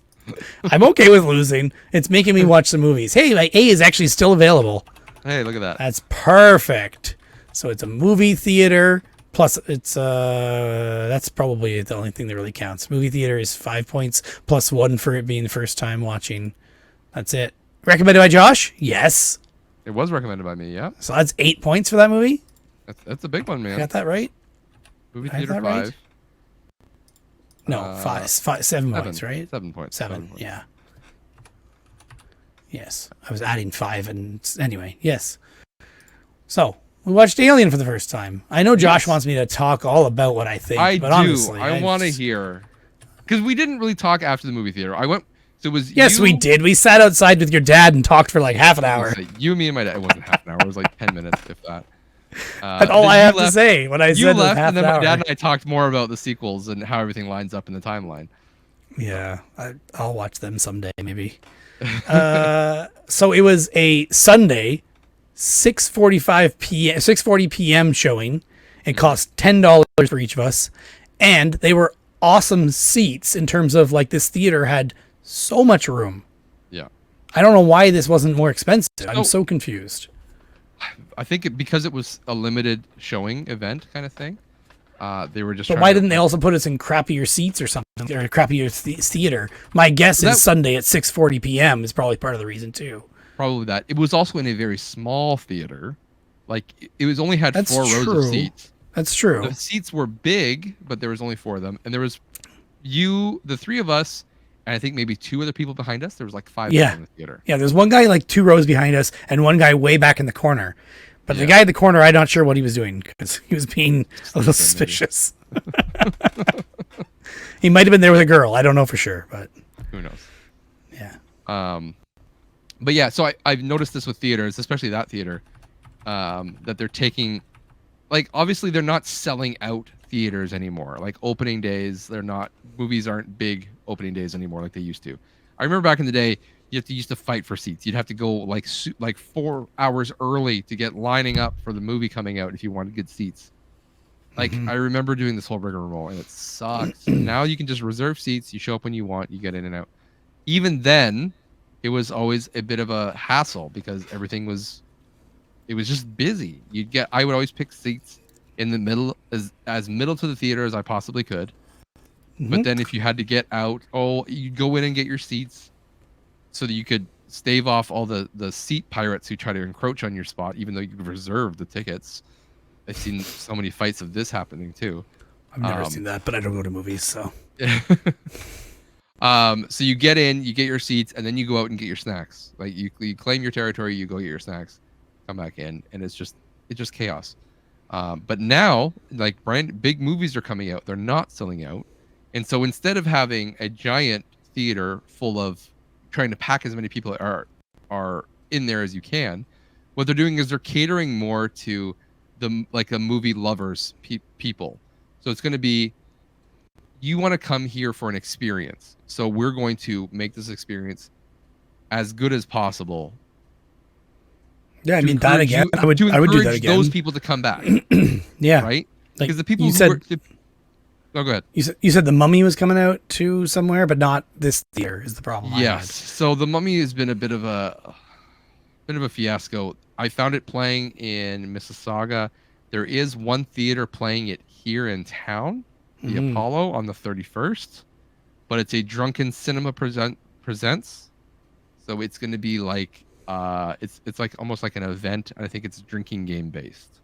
Oh, okay. Not really. So more like The Room kind of thing, but kind of more like The Room showing. Yeah. Not really what I wanted for The Mummy. I'd rather just go and watch the movie. But again, not showing, and there's no way for me to request it. After we left Alien, I talked to the ticket guy, and I'm like, "Hey, any plans of bringing The Mummy in?" Yeah. I saw it on the website. Yeah. And he's just like, "Oh, you'll have to check next week," which I think is just like a fluff answer. But I hate the way the theaters do that stuff. They don't plan anything ahead. Yeah. It makes it really hard to make any plans. I mean, in terms of seeing old movies at theaters, I love it. I think it's great, especially movies that you love. So I think it's decent, but I can't think of any movies that I would want to do that with. Like, seriously, I would be like, ones that I can think of right off the top of my head that I'd be like, yeah, I have to see that in the theater, is pretty much like, I'd say I'd do it with Boondock Saints. Well, of course. And maybe Shaun of the Dead. Okay. I can't think of many more that I would really be willing to do it with, unless we were like, let's go. Then maybe. Well, yeah. So the ones coming Tremors? up that I know of, Tremors. the ones that I know coming up are like Lord of the Rings trilogy. The trilogy. They're doing separate all or all in one sitting. Day. They're doing all three in one day. You have to buy 3 separate tickets, like you. Can Yeah, of course. But they're doing all 3. Is there a break in a between? full day. Yeah, there's a break in between. But I mean, I would love to do that, but convincing enough people. I've done that once. A buddy of mine bought the DVDs of it, the extended DVDs, and we sat down and watched them all. Yeah, I've done that 2 or 3 times, but I would love to do it in the theater. I think it would be fun. I remember I've only seen the first one in theaters. The other 2 I had to watch at home because we were overseas. You know what? It couldn't have been all the movies, because when I watched that with him, because this is before college for him and I. And I remember being in college watching, what was the one with the big fight scenes? The second one, right? Second one had the Battle of Hell. I remember being in college, and all my friends and I in college went and saw the midnight showing of that. So it must have just been the first movie that my friend brought over on DVD. Okay. That's my guess anyway. Because I remember it being at my parents' house upstairs in my room, which was literally part of the hallway. So it happens when I have 2 brothers and I share a room with them. I try and do anything I can to get out. Fair enough. But yeah, anyways, I've been checking like local listings just to see like what's playing, and there's some good stuff there that I wouldn't mind going to the theater to see. I love movie theaters, so it's fun for me to go out. So, but anyways, go back to Alien. Let's talk about the actual movie. What did you think of the movie as a first time viewing? It was was a good movie. It was Okay. it was like, you can see it's not dated. They did a decent job with practical effects and stuff, but it's of its time, maybe. So, some parts of it were like odd and out of place now, but it was not bad, especially considering it at the time. It was like well done for its time. Yes. Yeah. Yeah. Special effects and all of it, like, and story, like I said, the one surprise I was still surprised by even nowadays. Now I don't know how I could have missed hints to that throughout the years. I'm sure I've seen things, but Yeah. having known references to the chest burster, that was like, I knew that was coming, but the other thing was like, what? Oh, okay. I even made comments to you, be like, what the hell? That doesn't make any sense. And then you just like kind of ignored me. Like, ha ha ha. And then later on, it's like all revealed, and you're like, I think you gave me a look like, see? See? I hate to be that guy, but I had to a little bit. So, yeah, I think the movie still holds up. Yes, it's old. Yes, like you're saying, it is dated, to some degree. But I like that retro futuristic vibe that it's become. It wasn't that when it came out. Like, it was very high tech when it first came out, but it's become a different movie in later years. The old screens and computer systems. Everything's like running off DOS and dot matrix, and your hard drives really grinding. Cool. And yeah, and so that stuff's really cool to me. How they made something like that. If you ever watch like the making of documentaries or the set designs and stuff, that stuff's really cool too. Like that motion sensor that they were running around that they find the cat with, right? They showed how they actually made it, and the side of it's just like an ice cube tray that they just stuck to the side and painted gray. But it's not something you look at but now that I know it's there, I look at it, I'm like, ice cube tray. That's funny. Just stuff like that, right? So. The thing about the movie that I was thinking, it's way less action and a lot more implied things than I would have expected. Yeah. Thinking back on what my impression of the movie was going into it. But it's not a bad thing, especially, again, for the time it was made and the type of movie. It's kind of like edging on horror, and it does that. It is horror. It is horror. It's sure. It's a slasher. It's a slasher horror. It's a slasher sci-fi horror. But there's no slasher because there's not really any slashing scene. But it's the same as the, like. It's Jason. Like a horror trying to be PG, but. Well, it definitely wasn't PG. It was rated R when it came out. So. Yeah, but you know what I mean. It's the same as like Jason. Like you see the blood. Like that chest burster scene was incredibly graphic for when it came out, right? And it's on par with like the original Jason movie. In terms of, like, I know I've seen it at some point, but yeah, it's like you see things, people being stabbed, and not necessarily the gore of this body's getting eaten or whatever. Or not eaten, but whatever. But you see the chest burster, you see the claws come out, you see the jaws come out and get the guy's head, that kind of stuff. You see the blood. It's just not necessarily, you don't see, the teeth going into the head and coming out of the head, that kind of stuff. Some of that stuff comes later in the movies.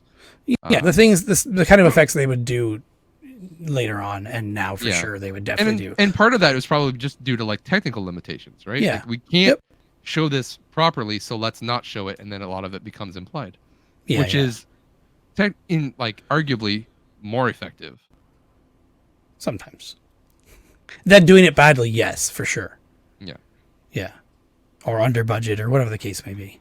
Yeah, and sometimes you think back on things like that. Like, even if I think back to the first Jason movie, I would have assumed it was a blood splattering everywhere. Because your mind fills in the gaps. Yeah, it fills in the gaps. Yeah. And I remember especially when I as a child. Yeah, like I remember watching Alien for the first time when I was a kid. That was the first rated R movie I ever watched. I watched it with my dad on a little 24-inch CRT in our living room. Lights off. He said, "Okay, we're turning the lights off. It's gonna be a little scary," but I was so excited, and I've loved it ever since. So it's still in. I mean, it's in contention for favorite movie of all time, but I just put it in like top 3. So, and even watching it in theater was just a treat. So, and I do like how. So the one thing that I pointed out to you is at the end when they're doing the self-destruct on the ship, right? she sets the self-destruct. It's this big complicated procedure to get through. And it's like you can't cancel after after 5 minutes you cannot cancel this. And she's gonna go to the shuttle. She gets to the shuttle, the alien's in the way, you can't get through. She's like, okay, I gotta turn around and go back.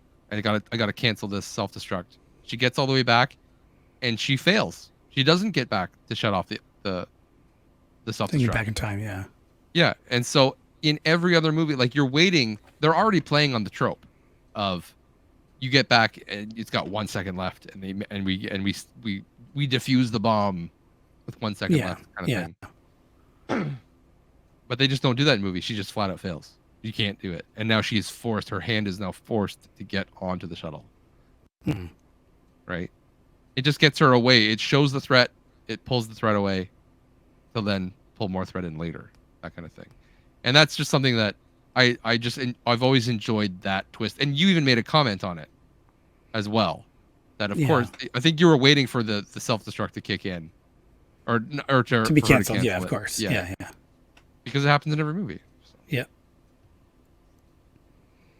But if it had been canceled, it would have made that whole part make no sense or be pointless. Exactly. I mean, it would have been pointless. Yeah, it would have taken all the tension out of the scene. Yeah. Yeah. So, I don't think I realized how many flashing lights are in that movie, because there's like when you're in a theater and it's just like flash, flash, flash of like, maybe it's effective because you got to let people know, hey, the ship's about to explode. But that part was almost like if you had epilepsy, that would be a bit hard. Yeah, great movie. Yep. I went to another movie before I get into other movies that I watched. But I went to the theater. I don't believe you. You do, because I invited you, but you didn't come. I went to the theater. But... It was good. I went to the theater to watch Furiosa, Mad Max Saga. That's right. I had forgot what it was already. It was like literally 3 days ago, wasn't it? 2 days ago? It was Sunday. Yeah, 2 days ago. Yeah. I was gonna go on the Friday on opening night, but then I was trying to line up with my dad and some other friends who wanted to go, and so Sunday is just the night that worked out. It was late. It went to the 10 o'clock show. That is a 2.5 hour movie, so we didn't get out of there till 1 o'clock in the morning. That was one reason. That was the main reason why I didn't want to go. Yeah, which I understand. Yeah. But my God, that movie is just like it's cinema on drugs. Like it's in a good way. It is so beautifully shot. George Miller just kills it. I love the first Mad Max Fury Road. Whoever that is. I love. Pardon? George Miller.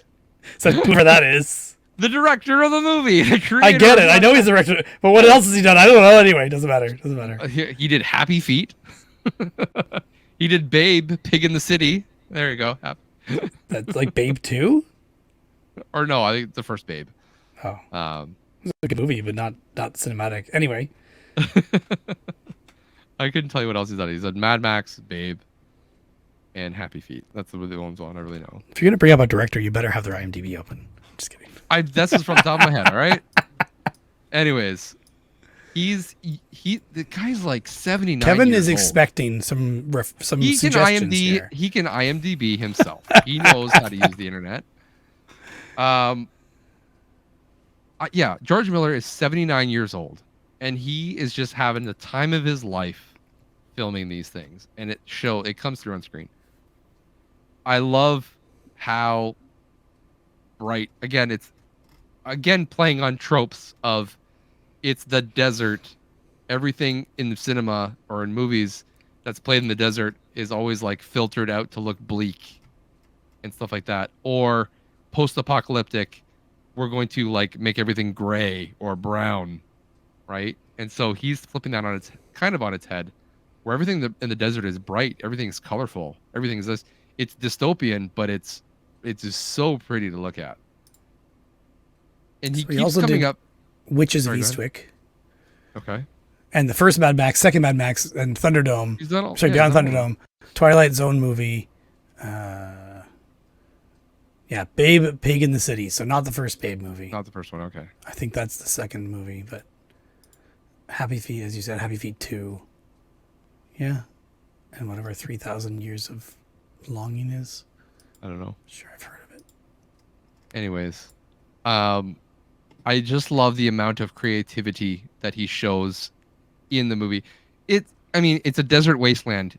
How creative can you be? Like at some point you're going to run out of ideas, but he keeps coming up with really cool ways of having a chase sequence and how to chase people down in different ways of like attacking vehicles or setting traps or disabling a vehicle, that kind of thing. It's almost like it's like naval combat, like what you see old ship combat, but it's just on roads. Like the desert is the sea, and let's just have things happening a lot faster. And what can we use? In this movie, they're using. All I'm hearing is Waterworld. It is. I'm not even joking. It is. That's the same reason I love Waterworld. Yeah. Yeah. This one is like. At some point, they start skiing. Like they're pulling skiers behind cars. Okay. Swing them in close. That's kind of fun. So yeah. in Fury Road, they're using like the pole thing, right? So they can get up high. Yeah. They use the Cirque du Soleil technique of dipping down, and that was all real. They had actual people doing that, and they were driving down the road, having people dip down, jump on the truck, and get taken off, things like that. So that they can't just do the same thing over again. This is technically a prequel, so they're doing things a little bit more, I'll say, quote unquote, primitively. But even that's not really. It's not primitive in any way. It's almost more fantastical. Yeah, so they're doing like sand skiers behind, and then they pull like a wingsuit and basically like fly up to get up high to get the speed, and then zip up to get over top, and then they're like dropping gas bombs down on the truck, and it's just so cool. I just love how everything looks. I love how the cars look. Josh doesn't like it at all, right? I love the costumes. This is Chris Hemsworth plays the bad guy, and I'm not a huge Chris Hemsworth fan, or haven't been, but he absolutely nails it in this movie. It's probably my favorite Chris Hemsworth performance because you can tell that he is just having a great time. He is being bad, and he's loving being bad, and he's like a Roman centurion. He has a chariot being drawn by 3 motorbikes with reins to do the whole thing. The thing is so fantastical, but I love it. It's so Dr. ridiculous. Dementus is his Dr. name. Dementus, yes. Yeah.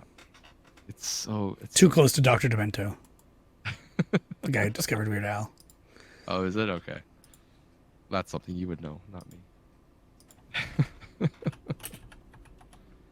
Yeah, it's great. Forever. No, I'm also not a huge fan of, kind of a fan of Anya Taylor-Joy, but she, again, kills it in this movie. Very Mad Maxian in the fact, like, Mad Max doesn't talk a lot, and so he's kind of taking Mad Max and putting it onto Furiosa, her character. She doesn't talk a lot, but when she does, it's impactful. She does a lot of acting with her eyes, with her head movements, with her body positioning and movements. You can tell a lot of what she's thinking or wanting to do just by the way that she's moving or looking at something. You don't need words explaining everything to you. And that's really, really well done. Anyways, I've gone on enough about this movie. Go and watch this movie in theaters. This is a theater movie. Watch it on my phone. Oh, fuck you.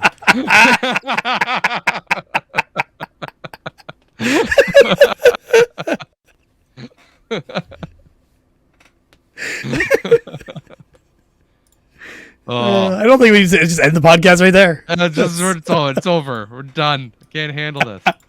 Josh quit. He's not going to edit this anymore. He's just going to edit me out of everything. If this episode comes out, it's a miracle. But yeah, absolutely. This is a theater movie. Go and spend the movie. I watched it in IMAX, and I wouldn't watch it any other way. That was so. I will when the movie comes out. I'll watch it on my home theater in 3D, Blu-ray. I'd be lucky if it comes out in 3D. But I would love it. But yes, yeah. I would be. It's got the Josh. You can get extra points now. I was actually willing to recommend it before I even saw it. so you could have got extra points if you came with me. Let's see. Yeah, there you go. All right. Your turn. Well, I got nothing that interesting. My wife and I are watching more Taskmaster season 8. We haven't finished this season yet. We took a huge break from watching it. But I did watch The Beekeeper. Jason Statham? Jason Statham. Okay. It's pretty great. Like classic Jason Statham, like transporter type. Oh, okay, just like mindless action kind of thing? Yeah, exactly. Okay. It's pretty good. It's fun. Okay. It's silly, fun. Yeah. Lots of people you know from other things. Yeah. Watch it. Just have fun. It's also actually a little bit of modern day vigilante stuff where the main villains in the movie are internet scammers. Oh, okay. And it reminds me big time of the YouTubers that do anti-scam stuff, like making scammers waste their time and stuff like that, or try to bring them down from the inside, like Jim Brown's doing that, and I forget the other guys' names, but yeah, scammer payback type stuff. Yep. It's fun. Okay. Beekeeper. Is it a recommendation? Yeah. Okay, there you go. I'm helping the people. I'm helping the people. Pretty much anything with that's like that. Turn off your brain, watch action movie, have fun, but it's not done in a bad way. Like things, there is nothing in the movie that really like takes you out and says, "Well, that doesn't stick to its own rules," kind of thing. So, I don't think so anyway. Nothing I noticed, but Okay. Kevin might disagree. If anyone's going to, I think it's going to be Kevin who's going to find something that I didn't. But it was fun, and I probably watched it on my phone. Call out our listeners. So don't call them out. That could be the problem. Stop listening. No, I'm fine with that. I have no problem with Kevin doing that. If Kevin does that, I don't mind because he's probably right. He usually is. Don't say that. Don't admit that to him either. No, he usually is. He makes good points. And I watched it on my phone. You would. Pretty sure. I don't remember. I watched one of the movies on TV. I can't remember which one it was. And now I'm trying to remember this other movie that I watched because I don't remember anymore. How many more things you got? I don't want to I got 3 things. 2 of them are very brief. Should probably just talk about the 2 brief ones first. I have 6-ish. I think. Oh geez. Yeah, you go. Okay. Do 2. I'll do 2 then because they're kind of connected. I just said that. Yep. Okay. Yeah, you're welcome. I for some reason I was doing something and this I get these urges. I will blame it on. Okay, we don't need to hear about your urges. Listen, I was on the internet and I had urges. Okay. As we do. As we do. The YouTube clip show got me, just as Moneyball gets Eric. I saw some Bad Boys clips on YouTube, and I was like, "Yeah, that's a good movie." So I watched the Don Simpson, Jerry Bruckheimer production, who you recognize from The Rock. They also did Bad Boys with Will Smith and Martin Lawrence. So yes, I do enjoy Bad Boys, especially number 2. Especially number 2. I've seen them, but I didn't get to it in this watch period. Anyway, so I watched the first one again and had a blast. I like that movie more. The first time I watched it, I'm like, yeah, it's okay. Second time I watched it, I'm like, yeah, it's cool. Now every time I watch it, I like it a little bit more. So it's got that like cheesy like 90s vibe. The same reason I like Top Gun for that cheesy 80s vibe is the same reason I like Bad Boys for that cheesy 90s vibe. So in that movie, Martin Lawrence does some kung fu action martial arts stuff while calling out Wesley Snipes, Passenger 57. I was like, dang, that's a movie I haven't seen in a long time. So I went and downloaded Wesley Snipes and Passenger 57 and watched that movie. And man, does that movie not hold up.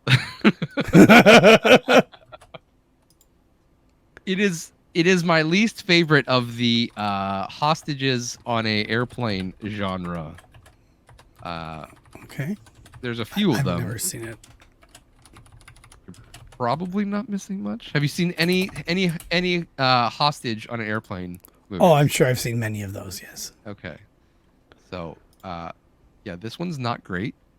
Mostly just because it's super cheesy. When Wesley Snipes is on the phone with the main terrorist bad guy, he says randomly as his insult, "Do you ever play roulette?" To which the bad guy says, "Sometimes, yes." And then Wesley Snipes says, "Always bet on black," and then hangs up. Oh. I was Okay. like, "Oh, so 50% of the time you're good?" I'm like, "This is a really bad. This is a really bad. I know what you're trying to do, but it's just not working if you think about it." So, Don't think about it. That's the problem. think It's about your it. fault for thinking about it. So you might like it because you don't have to think about it. It's just to shut your No. mind off and enjoy. Yeah, see. I would recommend Air Force One over this, and I would also recommend highly over maybe even Air Force One Executive Decision. Okay. Sure. Both recommendations if you want them. If you need them. Not Passenger 57 is not a recommendation. No. Okay. There you go. Connected. All right. Your turn. All right. I most of my stuff is just TV shows I've been watching. Invincible season 2, finished it. Enjoying. That's Good.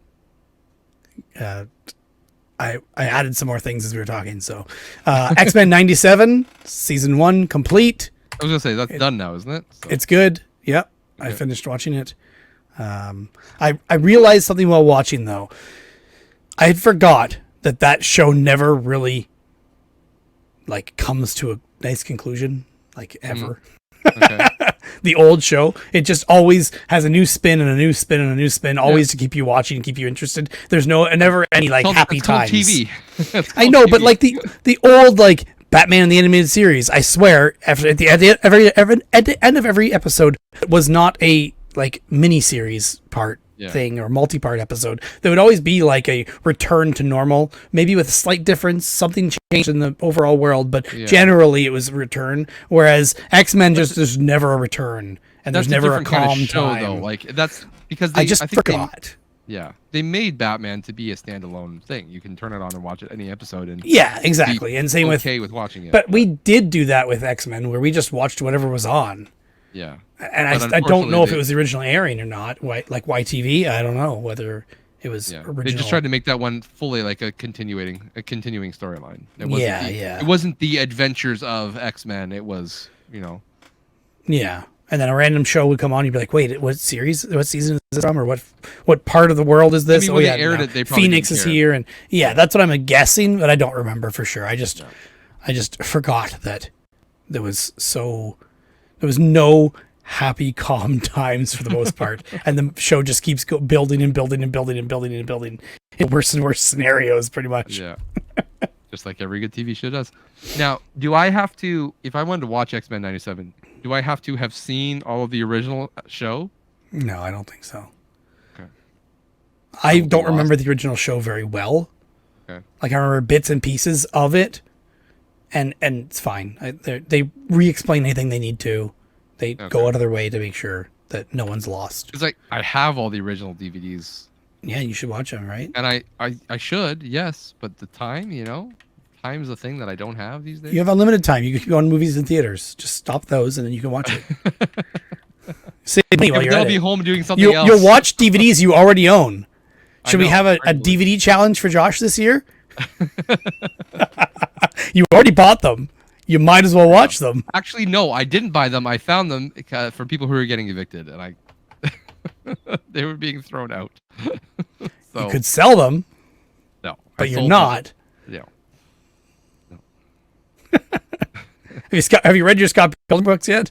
No, not yet. Speaking of which, however, I did play the Scott Pilgrim video game for the first time. I do want to play that. I played with Craig. He came over for a night, and we were playing that. We figured some easy co-op action. Dang, that game gets hard real quick. Oh, that's not fun. But there is a cheese move you can do, and you can get all the upgrades pretty quickly. You know the move. We did that, and basically the game became a breeze after that, and we were just laughing and having fun. So I just want the fun part. Well, then you could just do the cheat. Then it's not really a I cheat; don't it's in want the to. game. What do you mean you don't do the? Okay. I don't want to do the cheat. Says Mister.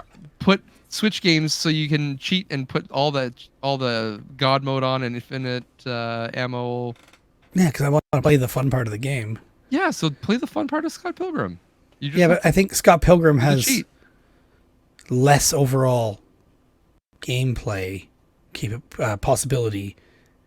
Percentage of amount of time you have to spend doing the cheat is higher than it was with Breath of the Wild with the potential amount of time to play. It's more. It choosing is. There's more fun in that game than I would have originally given it credit for in the later levels. It's clever if you know the story. You know, like what they're doing. Some of the levels. I can't say too much in case you haven't played it. It kind of takes the fun away. Sure. I've seen the movie, but that's Yeah. all. That's all you really need to know. Okay. Yeah, watch the I don't want to movie. read the comics to have to play a game. No. I mean, the game, Frasier. It's fun. Now, I would say, however, so we basically did the cheat to basically fully max out everything, and we basically just walked through the rest of the game Yeah. to the point where it was almost too easy, and we Yeah, didn't that's get what I was to worried about. and then we didn't get to appreciate kind of what they were doing on the level more. I So would you say- should have done the cheese like halfway or something like that. or So you're overpowered, yes, but to a not point, too or overpowered. basically do a couple of levels until we realize, okay, it's getting hard. Go back, Yeah, get the that's upgrades, true. then go back and do it. And rather Yeah. than because we spent like half an hour basically doing this cheat all at the same time. That's my point. That's my point. And how long did it take to beat the game? 3 hours? Half an hour to do the cheat, once we 3 had the hours is a cheat high in- ratio. Once we had the cheat, we basically walked through the game in like 45 minutes. Oh, see? There you go. That's almost half time spent doing the cheat. That's what I'm Yeah. talking about. That's what I'm talking about. But that's what I'm Investment saying. to Don't do payoff it. time. Don't do it. But it is fun though. If the game, you only bought the game for $5, what do you have some fun with it? Anyways, I don't think I own it yet. That's the problem too. it's so cheap on everything. Just buy it. Yeah, it doesn't have the original music anymore. Dun, dun, dun. Yes, it does. No, they removed the original music No, they didn't. from everywhere. No, they didn't. That's what I They had heard. their own- You're thinking about Super Meat Boy. No. Scott Pilgrim originally had licensed music. That's why it was pulled from the Xbox store. No, it was just a licensing thing because the license ran out from Universal. Oh, maybe I was under the impression it was licensing of music. No. They had their own music made by the band Anamanaguchi, which you can still buy which is an awesome soundtrack. I always assumed it was music licensing. Okay. Nope. The music is in there and it's still awesome. Free. Okay. Worth it Anyway, for the no one's music gonna play alone. it with me anyway because I will Josh play with already you again. beat it. I'll No, play it Josh again. already- Josh I'll play it already again. beat it. I'll play it again. I don't own it. At least not on Steam. Come over here. I have to beat it again to get some more trophies. So fun times. I do like Alright. a good beat 'em up. So What you got next? I watched, like I said before, season 1, episode 1 of Hello Tomorrow because I heard it has a lot of Fallout feels. Okay. But it's basically just the like 1950s time setting of it. I've only watched the one episode. It seems interesting, but it seems like the kind of show you need to watch more of to get into. This is Hello Tomorrow. Just to repeat that. Basically, there's a guy going around selling houses on the moon, is what it is. But in the first episode, I don't know whether I should ruin anything or not. But anyway, it's in like a retro futuristic world, they call it. There you go, Josh. There you go. Futuristic. I like that. Yeah. So it's like, anyway, but it seems interesting. So basically selling timeshares on the moon. But I see how Hank Azario's in it and some other people that I've recognized but don't know the names of. And I need to watch more of it, I think. I just hope I don't start watching it and get disappointed because it doesn't go anywhere or takes too long or something like that. But Okay. yeah, I can see that happening because I hadn't heard of it other than the Fallout association with it. Did I already say I watched Fallout before last month? I think you did I last forget. month. I think I did. believe you Yeah. did. Yeah. Very good I fun. still haven't seen it. You should. It's great. Let's watch it together. I was busy watching another show Yeah. called Shogun. Oh, I heard about it. I've heard about it, and I've been meaning to watch it. I thought I had it on my Plex, but I forget. It's on Disney Plus, so. Yeah, I never do any of the subscription stuff, even though I have access to stuff. I was like, I think you have Disney Plus access somewhere. I remember talking about I it. do. So you just watch it then? I have it signed into my brother's account, my brother-in-law's account, on my old phone. So I have to go get my old phone, make sure the battery's not dead. I stopped using the phone because the battery dies too fast. Yeah. Anyways. But yes, it's at least season 1, episode 1. Oh, only season 1, episode 1. There's only It's season on my 1. Plex waiting. Yeah, episode 1 is the only one I have on there, just because I wanted to check it out. Gotcha. It is very good. It's shot very well. Did you watch this because of Giant Bombcast? I'd heard about it, and a few other people. I mean, they did talk about it, and that pushed Yeah. me a little bit further. But also Fire Escape, Mike on there was talking. Yeah, about same thing, same group of people. Yeah. Yeah. Well, Mike's not on Giant Bomb, but I know, but I couldn't remember which podcast it was that I heard it recommended on. one of the two. Yeah. But I heard it before that from coworkers as well. So it's based on a book by also called Shogun that I remember my dad reading back in the day. And I didn't realize it was related until I was talking about it with my dad, and he's just like, "Oh, that's that book I read by James Clavell, I think is the author's name is." So I was like, "Oh," so I'm like, "You might enjoy the show." So I was going to download it and put it on for my dad. When I go to look up to find a copy of the show to put on Plex for him, I couldn't find it unless I want to go through and download each episode individually, which I was kind of annoying.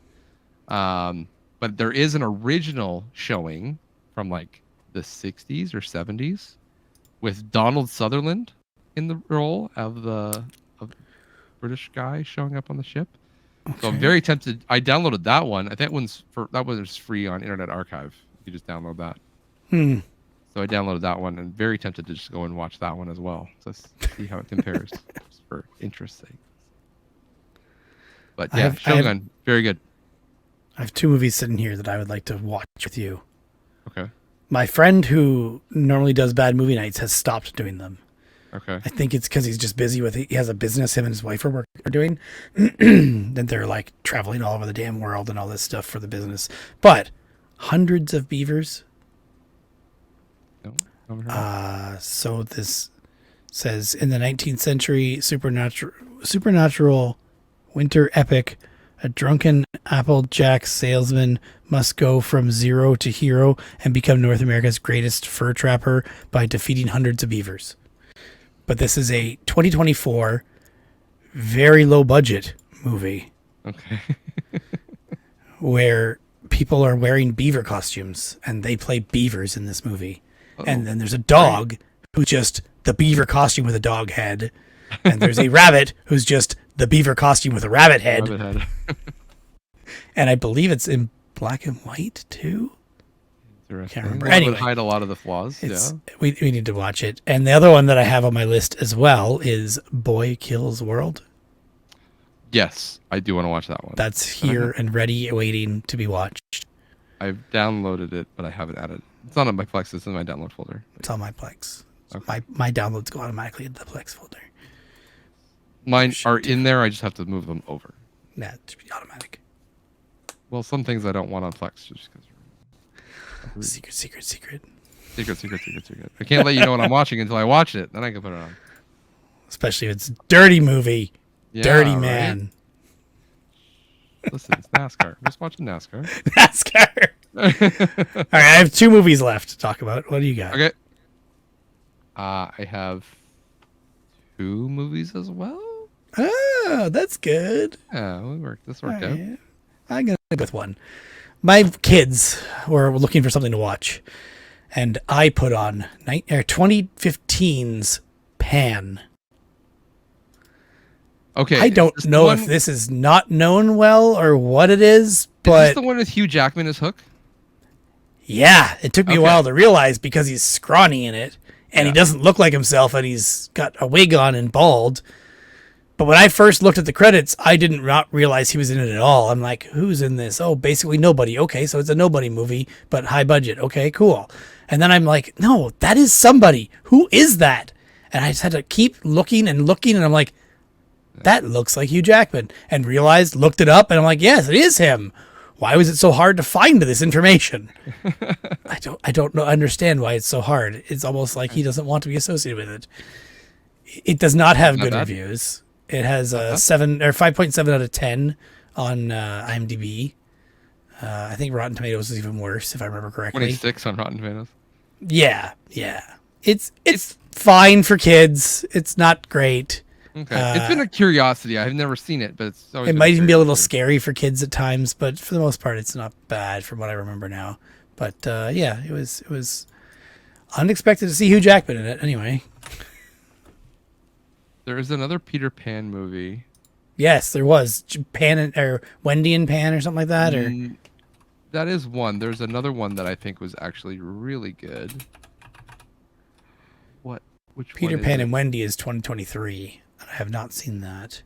No, I want the Peter Pan from 2003. That's the good one. That's another live action. Hook is the good one. Well, yes, obviously, but that's not really Peter Pan. That's not Peter Pan's story. That's a sequel to Peter Pan. Peter Pan 2003. That's the good one. With kids? With kids. I mean, kids should watch it. I haven't watched it in a while, but it should be fine. I remember enjoying it. So. Okay. Yeah. Cool. It's on your Plex, of course, right? No, that'll be easier for me. That one is not on my. It should be, because I would like to watch that one again. Well, Peter Pan and Wendy's on mine. Oh, Peter Pan is on your Plex, by the way. It is? Just so you know. Yep, it is. From 2003. Yep, it's there. Ready to go. Oh, there it is. So it is. It's probably really bad quality. Oh, no, it's 1080p. Okay, never mind. Go watch it there. That's a good one. Yeah, right? For some reason, I can't add it to my watch later, but I can add it to a playlist. That one's got Jason Isaacs as Captain Hook. He's a really good Captain Hook. Sure. Who's Jason You'll Isaacs? recognize him when you see him. Well, I see him here, and I'm like, I think I recognize that guy, but I don't know what from. And Plex will let you know what you have that has him in it. All right. And I nothing. see he's in The Patriot and Harry Potter and stuff, but I don't think he's a main character in any of that. He was in The Tuxedo from 2002? Oh, random. With Jackie Chan? Yeah, I liked that movie. It was ridiculous. There's just some movies that I watched when I was young, and I'm just yeah. I completely understand that. He was in Cars 2 as well. Anyway, I don't need to look at this up anymore. I just need to add it to a list and watch it someday. Never. I watched 2024's directorial debut and also starring role from Dev Patel called Monkey Man. I've heard of this. So basically what I heard, the tagline for this that I hear from people is it's Indian John Wick. Oh, okay. I was like, interesting.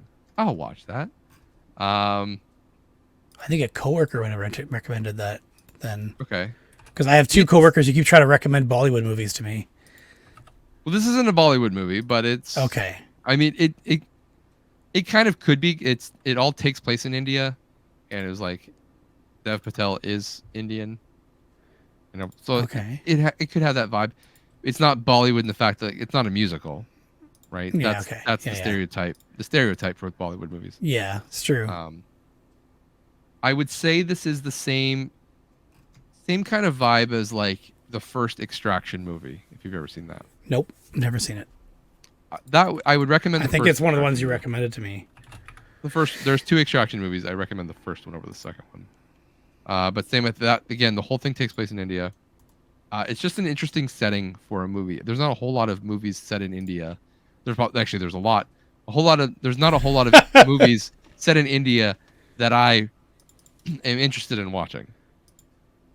So he also did Chappie, which yes. I remember liking. Yes. It was kind of ridiculous, but I remember liking it. Did you ever? He was also like his breakout role was Slumdog Millionaire. Did you ever watch Slumdog Millionaire? Oh, okay. Yeah, I did. Yeah, That was like his breakout. Did I not? I swear I saw Chappie, but this is showing it's still on my watch later list on IMDb. You must have watched it. So. No. I don't think I did. How did you know about it then? If you haven't, how did you pull it? Because I think the trailer. And you haven't. Well, no, I saw it in the IMDb for him, and then I'm like, wait a second, I remember Chappie, and then I thought I saw it, but maybe I never did. Maybe it was just what I meant to watch. Chappie's good. Anyway. It's not my favorite of. I think that's a Neil Blomkamp movie. It's not my favorite of his, but it is. I mean, did you watch District 9? Yes. That was yes. That was Neil Blomkamp. Elysium. That was also Neil Blomkamp. Well, I was looking for Dev Patel ones, but yes. Okay, but I'm just talking about like that style of movie. This kind of has a little bit of those vibes as well. I think because he worked with that. And there's another guy, Charlton okay, Copley. so he was in it, not a director. I was thinking director roles. He only has 3 director roles. Yeah. So you had said directorial debut originally? I thought it was, but maybe I'm wrong. He has one called Home Shopper, but it's a short, and another one that's a short. So those don't count. Movie, feature length. Yeah, that's why I'm mentioning it, because I said there was 3, but 2 of them are shorts. So. Gotcha. Yep. Gotcha. You can definitely tell it's his first movie. So it's not perfect. It is. I think it's more style over substance. But if you want to shut your brain off and watch people fight, it's a great movie. And are we talking subtitles here? Yes. Okay. At times, it's in English, but there are parts where they're speaking. Oh, okay. All right, that makes it easier then. Yeah. Especially for watching on my phone while I do dishes. What? Yeah. Just change your audio track, like, Leb. By the way, you can just add, for people who want to watch this on Plex, you can find subtitles and just add subtitles through Plex. Plex does that for you. You just have to go into the thing and put them on. Don't tell me that I need to add subtitles. They're already there. You just got to go and click through some options. Not that anyone would have said that or anything like that. No one's ever said that. My parents were actually giving me shit the other day because like, well, we tried to watch this movie, but it was half in Russian and half in English. I'm like, did you turn on subtitles? Well, no. Well, that's your fault then. So I had to go in and show my parents how to turn the subtitles on. Yeah, I don't blame your parents. They're parents. My dad is pretty tech savvy, so I would assume that he would have figured it out. But I don't think he deals But with what are they even playing it on? Like, if you cast from Plex to something, then it's a little more obscured because you got to go on the phone. You can't do it on the TV. Yes, they're doing it. They're casting it from my mom's phone. Yeah. So I was just like, she's like, I clicked on the menus. I said, like, yes, you clicked on one. I'm like, you got to go one more menu down. Like, it's click on this, and it's like playback options. You got to click that one, and then the subtitles pop up. So I'm like, you're close, but one more click. And it used to be broken as well, to be fair. It was broken for good 3 years, I believe. Okay. You could, so anything that is potential, I always just download my own subtitles for it, just in case. But Plex has been doing a pretty good job, so I haven't been doing it as much. But it's hard to find subtitles for like only the non-English parts. That's my struggle. Because it's usually subtitles for the whole thing or none of it. Or yeah, I prefer to only have for the non-English parts. And then finding them is you try a couple and it's fine. It's just an annoyance. It's not hard, it's just annoying. Mm-hmm. Speaking of which, I watched a movie that I believe I had to do the exact thing for. If I'm trying to remember now. Pretty sure. The Gray Man. 2002. Ryan Gosling. Oh, yeah. 2002 or 22? Sorry, 2022. Sorry. Okay. 2022. I was like, that was not 2002. 2022. Ryan Gosling. He's basically, I watched this right after I watched Beekeeper. Okay. And they're both like spy movie type things. Yeah. It was really good. For a minute there, I forgot it completely, but it was really good. It's the CIA or some special agency needs to have people who can do off the book jobs. So they take people out of prison and get the certain people with a certain profile, like a hero complex type, and really good at keeping secrets and staying hidden and that kind of stuff. And they take those people and recruit them to do the job no one else can do, or the jobs they can't admit they're doing.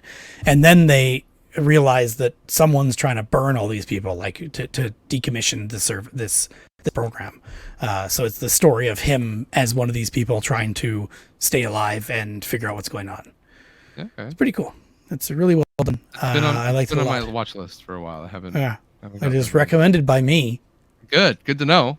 Yeah, it does say CIA. I think I have a G already. I don't have. Oh, I don't have a G. Now you have a G. By the way, Furiosa was 6 points at the theater for me. I see. That's why you're going to the theater all these times. Jesus, man. Hey, man. Rigging your own game. Yeah. I only have 37 points so far. Loser. I am up to. But I haven't added Gray Man, so. Okay.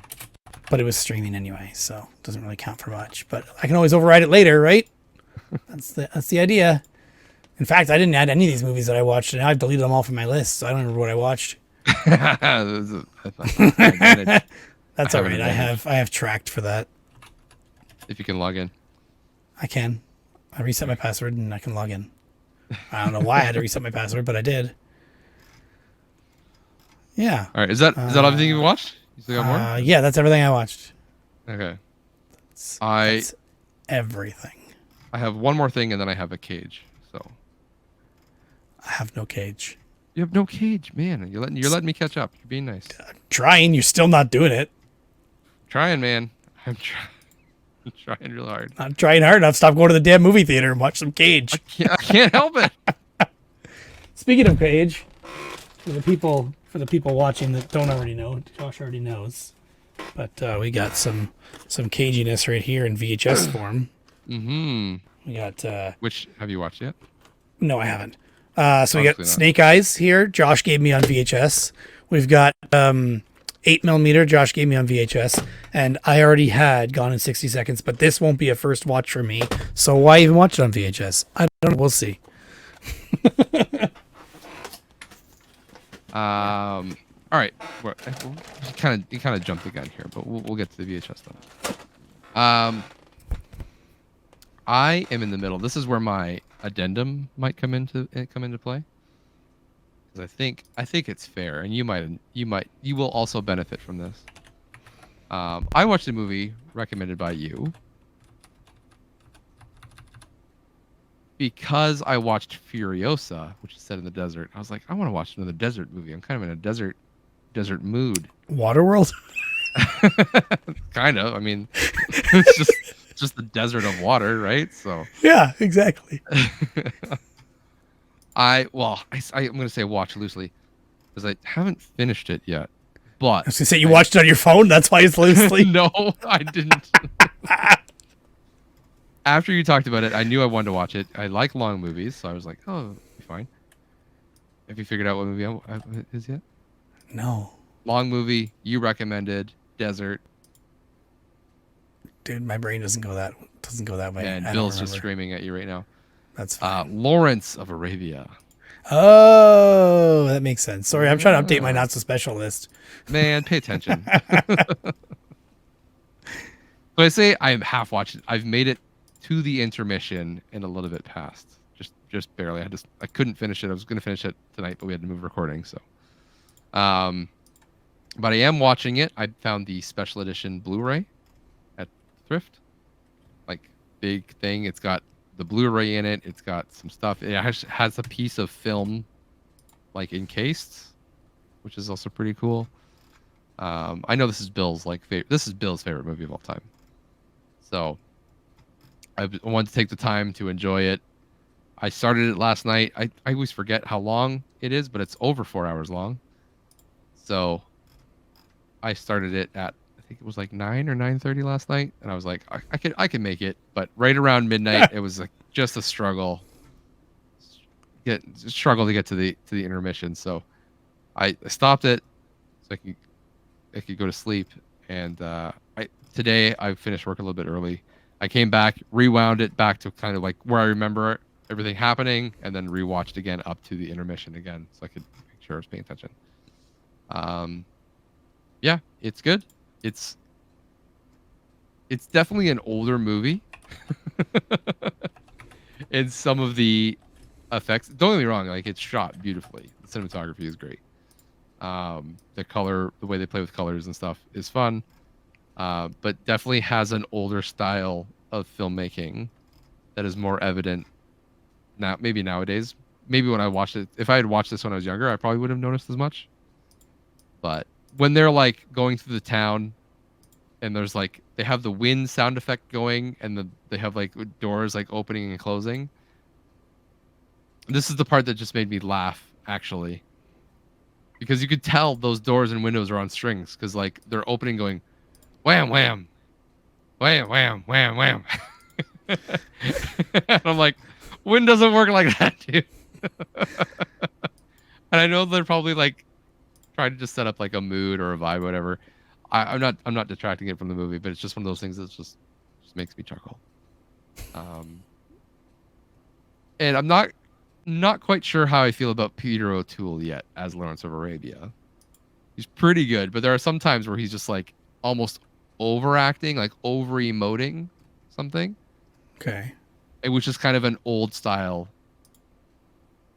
of acting where you have to over express to get like the theater point is across. what it came from. It's very theater based, yeah, which is not what I'm used to. So it just is a little bit more glaring to me. Not saying I don't like the movie. Lawrence of Arabia has always been a character that I've been interested in. I wrote a paper on him in high school. My dad always talked about Lawrence of Arabia, so I'm pretty familiar with the story. So it's fun. It's fun to see it on film. Or on Blu-ray, I should say. Not on film. In film form. Film-like. Film adjacent. Yes. So here's my addendum. I think we should have a special clause for movies over 4 hours long. Because you're essentially watching two movies. So, are you in agree that we should have an addendum for this? That's my first thing. I know it's kind of my challenge and I can do it. What I say doesn't matter. It's your challenge. But I want to see... And you still need to decide what it's going to be. What the addendum would be? Yeah, like so a 4 hour movie counts as two movies? Every 2 two hours counts as a movie? As a movie? I mean... What is the longest movie ever made? Here you go. I've actually heard of this before. This is the problem, is I know people are going to try to like find the loophole. But it's not any different than watching the whole movie. The problem is I don't want... It's got to be like one continuous movie. 1987's Cure for Insomnia lasts 85 hours. Yeah, no. Mind you should... 85 divided by 2 hour chunks, 42 points, plus 1 point for it being a first time watch. It's on VHS, so... it wouldn't be on VHS. VHS is this big. It's from 1987, so it has to come out originally that way. It's on reel to reel, yeah. Yeah. Yeah, that's funny. I was thinking, so the two options, or yes, you could do like double points, or just add an extra X amount of points because it's over 4 hours long. But that doesn't mean if you watch a movie that's 2.5 hours long, you get extra points. No, I would argue if it's over 3, you get an extra point. That's it. Period. Done. Over 3 extra point? I think so. Okay. Because movies are commonly 2 hours now. And they're creeping into 2.5. For you also alone, that's what I'm saying. Like, if it's 2.5 hours doesn't count, it's got to be 4. That's what I'm saying, the 4 hours. I'm giving that extra. Because I don't know too many 4-hour movies. There are a few 3-hour movies, but the 4-hour movies I don't know. Yeah, but 3 hours. That's why I'm like, I got to push a little. Long. I want to push it a little bit further than 3 hours. Yeah. Because in that case, you could just, like, someone hasn't seen Lord of the Rings. You watch the extended editions, bang, bang, bang. So. Yeah. I don't know. So, that's what I mean. It's got to be. It can't be. Oh, I watched a 2.5 hour movie. I get extra points. It's got to be within the same movie over X amount of time. So it's an option. I haven't put it on my list yet, but it would be. That's a Blu-ray. That's 1 point. New movie, 1 point. And a movie recommended by you, so it'd be 1 point. So that's 3 total I would be getting.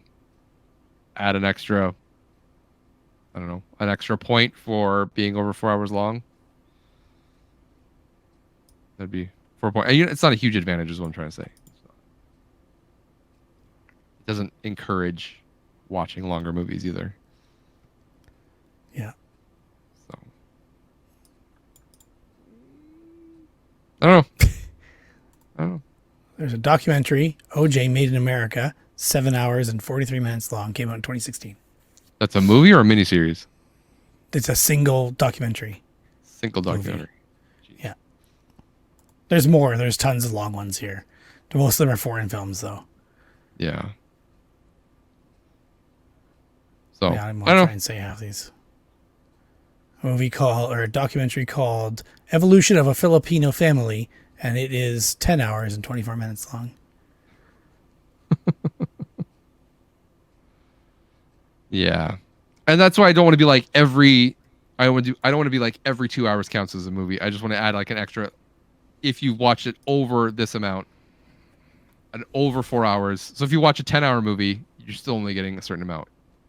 Right? Then it's not playing a game. It's just you get X amount of points or double points. Here's what IMDb considers the longest movie ever made. It is 857 hours or 35 days and 17 hours long. I have just enough time to watch it this year. It's called Logistics. We have to watch Production it. cycle of a pedometer in reverse chronological order. The production cycle of a pedometer in reverse chronological order. Jeez. I'm not gonna lie, that actually sounds fun to watch. Not at that 35 long. days? Not at 35 days long, but if that was a 1 hour documentary, I'd be like, yeah, I'd watch that. Even 2 hour, I'd watch that. Oh man. All right. So again, I'm thinking not every 2 hours counts as a movie, but just over a certain threshold, you get extra points. Yeah, do 4 hours then. Just for yourself, though. It's selfish. Well, no, because you would also get the points because you watched Lawrence of Arabia this year. I don't even have it on my list. Well, that's your fault. Not my fault. Well, but I have Left Behind, which is a Nicolas Cage movie. Yeah, but if we did double points, what would you get for Lawrence of Arabia? First time watch and streaming. So that's 1 point. You get 2 points. Yeah. Yeah. Yeah. So it's not Left worth Behind it for is you. worth 3. But it would be worth it for me if I did double points. Or if I watched it on VHS. Yeah. Yeah. It's funny. I saw Lawrence of Arabia on VHS today. I was like, I could start over. I haven't finished the movie technically. It's not a first time watch anymore, even if it's only halfway through. But I didn't finish it, so it is still technically a first I time. don't care. Actually, I watched it last year, November. Did you? Yep, November 28th. Wow. Yep. Well, then never mind. Thank you, Tracked. Never mind. Lawrence of Arabia. All right. So double or just like I think 1 point is too low. So you do double points or like 2 or 3 points. What do you think? Or over 4 hours.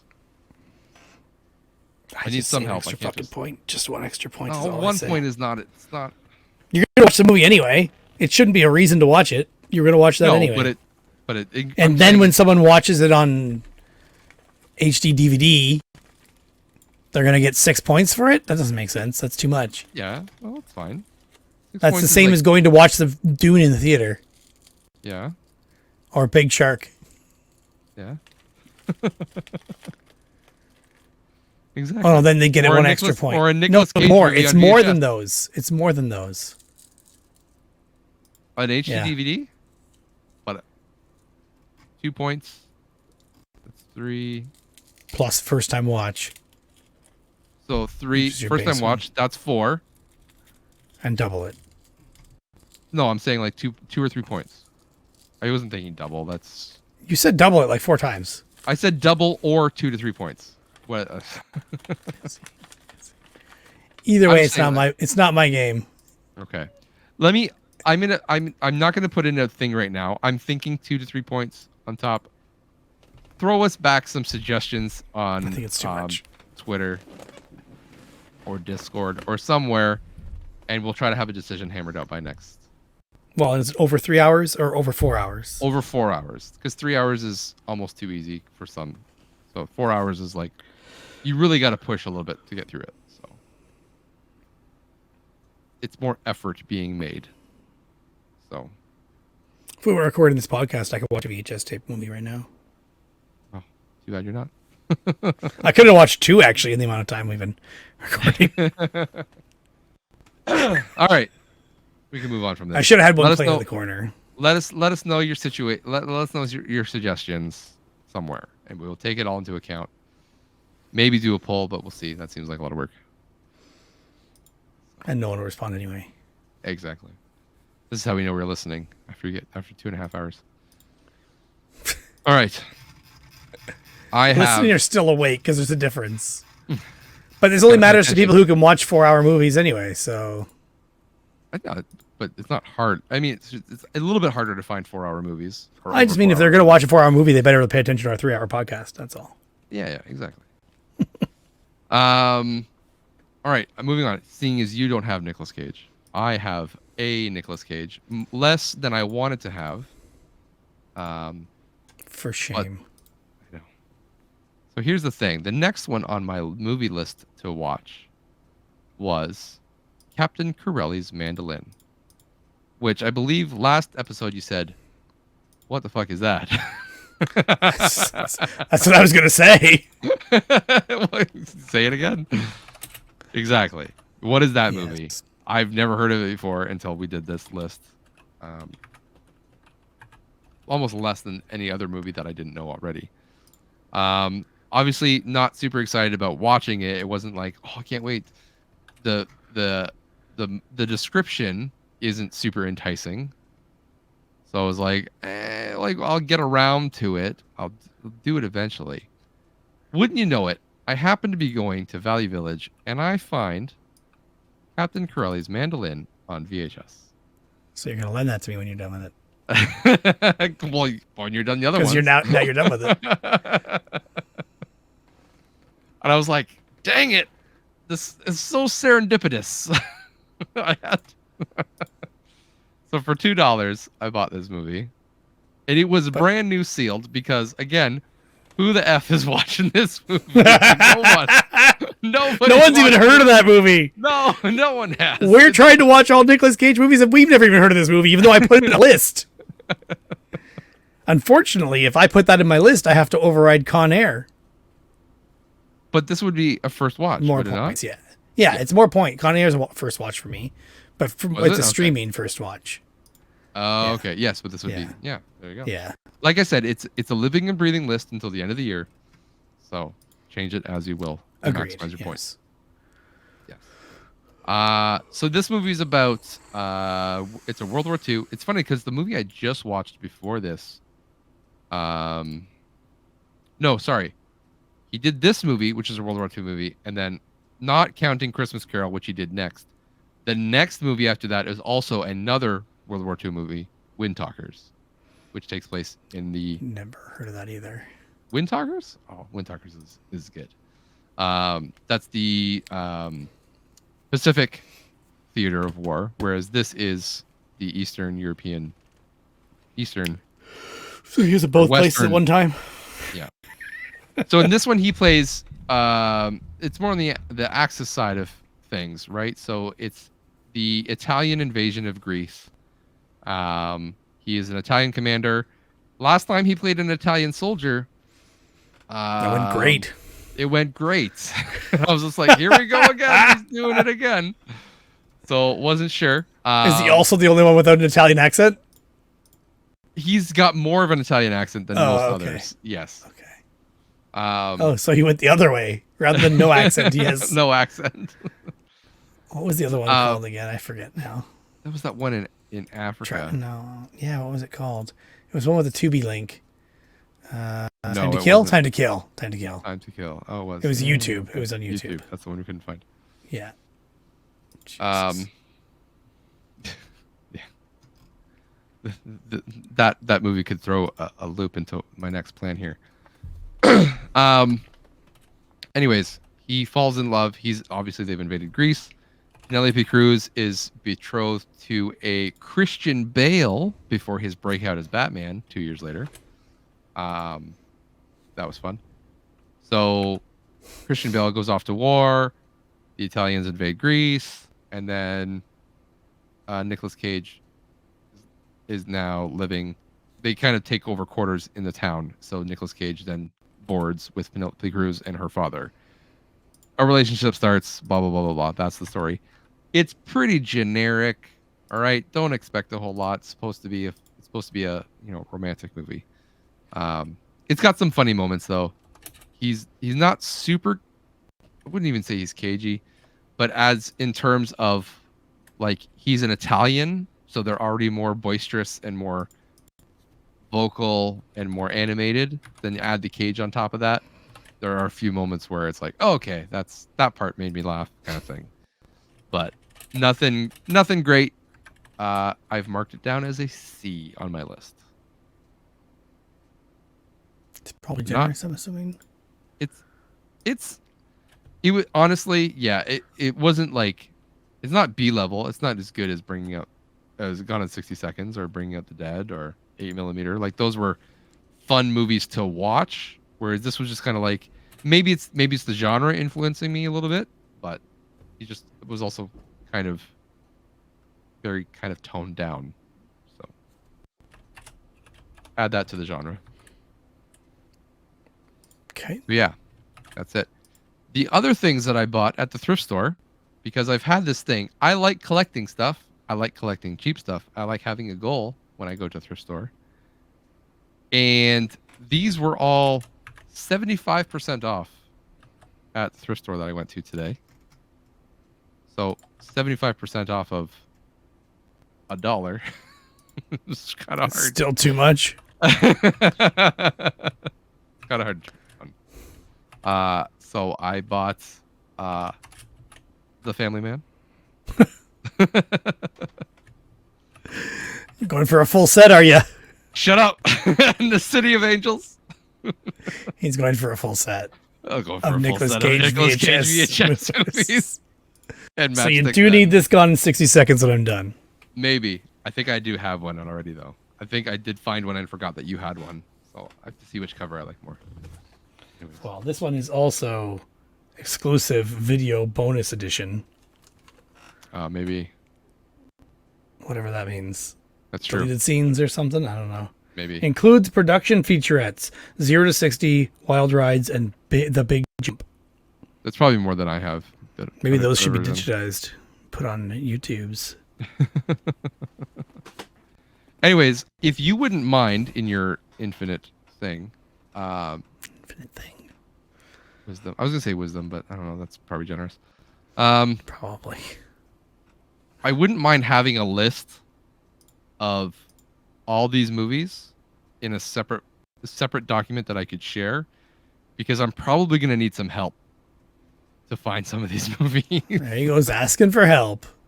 Do you need to know which ones only came out on VHS as well, or are you looking for DVDs up to a certain and point Blu-rays? for sure. I don't want DVDs. I just want all VH.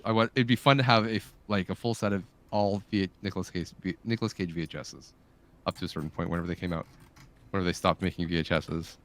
So what you're saying is it's too hard for you to copy and paste? You want me to do it for you? No, I could do that.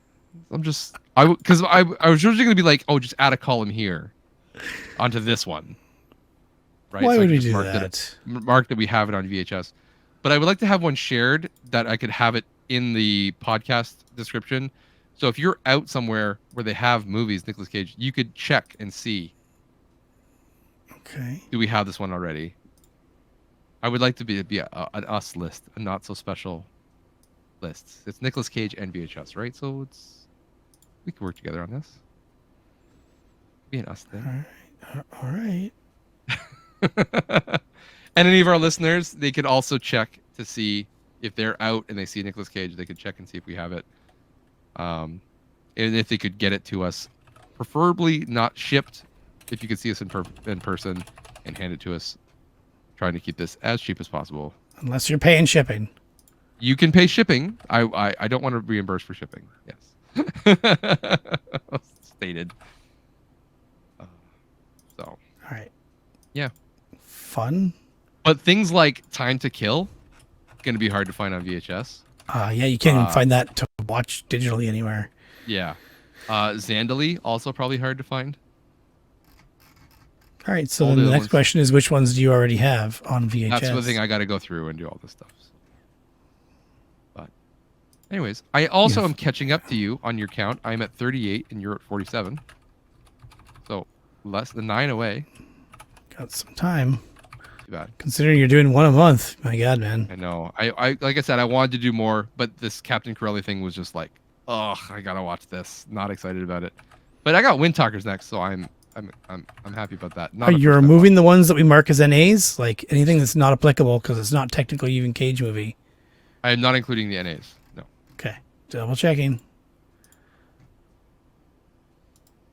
So, I mean, it would be, I would put the Fast Times at Ridgemont High on there, but I knew you were going to say that. I have the VHS Blu-ray. I don't need the VHS for it. So. That's also not a hard movie to find. Yeah. All right. Sounds fun. You like having goals when you go looking for stuff too. I do, especially if I'm spending your money. Exactly.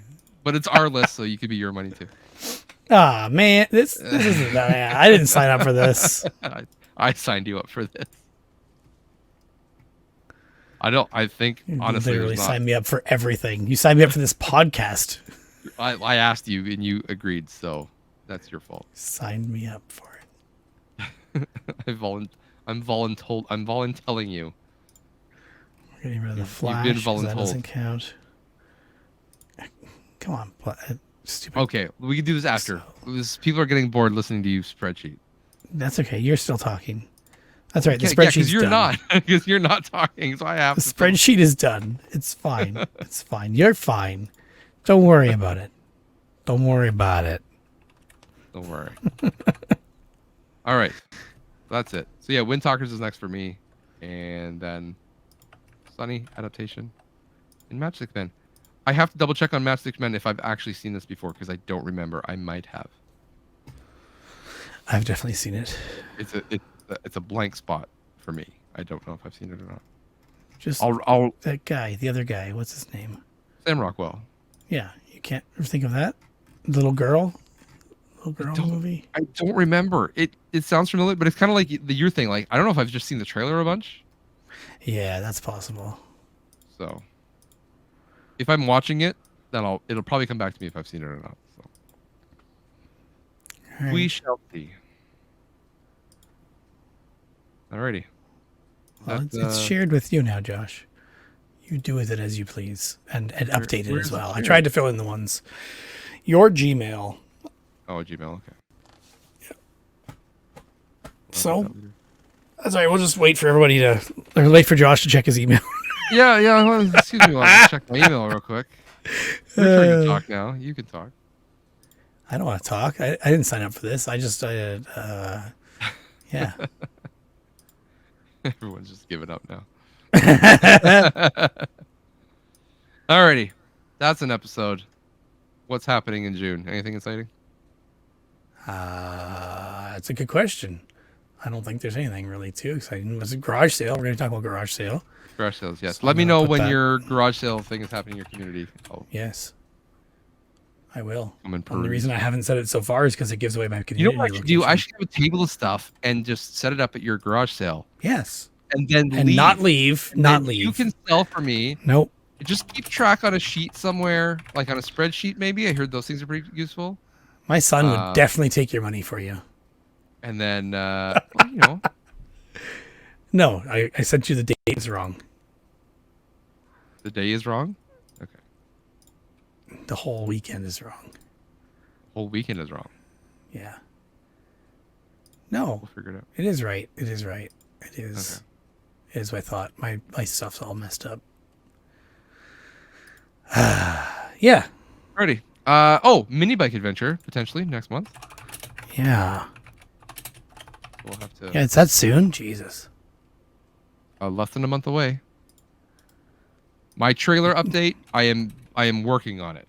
I'm trying to get time on the weekend mornings to go over there for a couple hours to try and get some work done. I've had 2 weekends, so about 4 hours total. It's so been like welded. one Lawrence of Arabia. Yeah, I know. The problem is it's been raining so much I can't get over there and actually do something because I need to do a little bit of welding. I need to cut. I'm still trying to find some wood. And I got to figure out how I want to seal it, if I want to paint it or oil spray it or what. Haven't figured out. Haven't figured that out yet. So we'll get there. But Yeah. I still have other trailers available to take mini bikes up if I need to. Yeah. I have a family camping trip coming up too. Yeah. An off-road weekend, as you said. Hopefully with Bill and Joe, but neither of them have answered me. Well, now they have to listen to this podcast and maybe answer you. No, they won't listen to this before then. Probably not. Not to the end anyway. I know Bill's clicked off. Once Nicolas Cage goes off, he's like, yeah, I don't listen past that point. I'm like, yeah, well. Yeah. Mm-hmm. So I've heard. Anyways, we're dragging this thing on. Thank you everyone for listening. We'll see you all in July.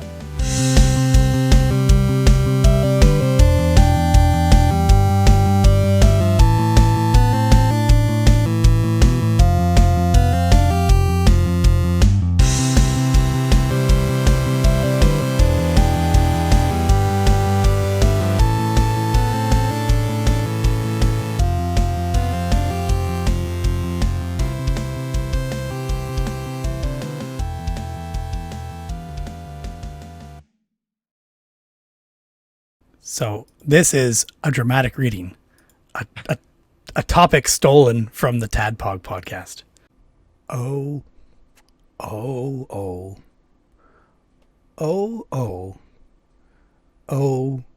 yeah. You have so many relationships in this life. Only 1 or 2 will last. You go through all the pain and strife, then you turn your back and they're gone so fast. Oh yeah. And they're gone so fast. Yeah. Oh, so hold on, the ones who really care. In the end, they'll be the ones there. When you get old, start losing your hair, can you tell me who will still care? Can you tell me who will still care? Oh, yeah. Mbop, ba, doo-ba, doo-bop, doo-bop, ba, doo-ba, doo-bop, doo-bop, ba, doo-ba, doo. Yeah. Bop, ba, doo-ba, doo-ba, doo-bop, ba, doo-da-ba, doo-bop, ba, doo-ba, doo. Yeah.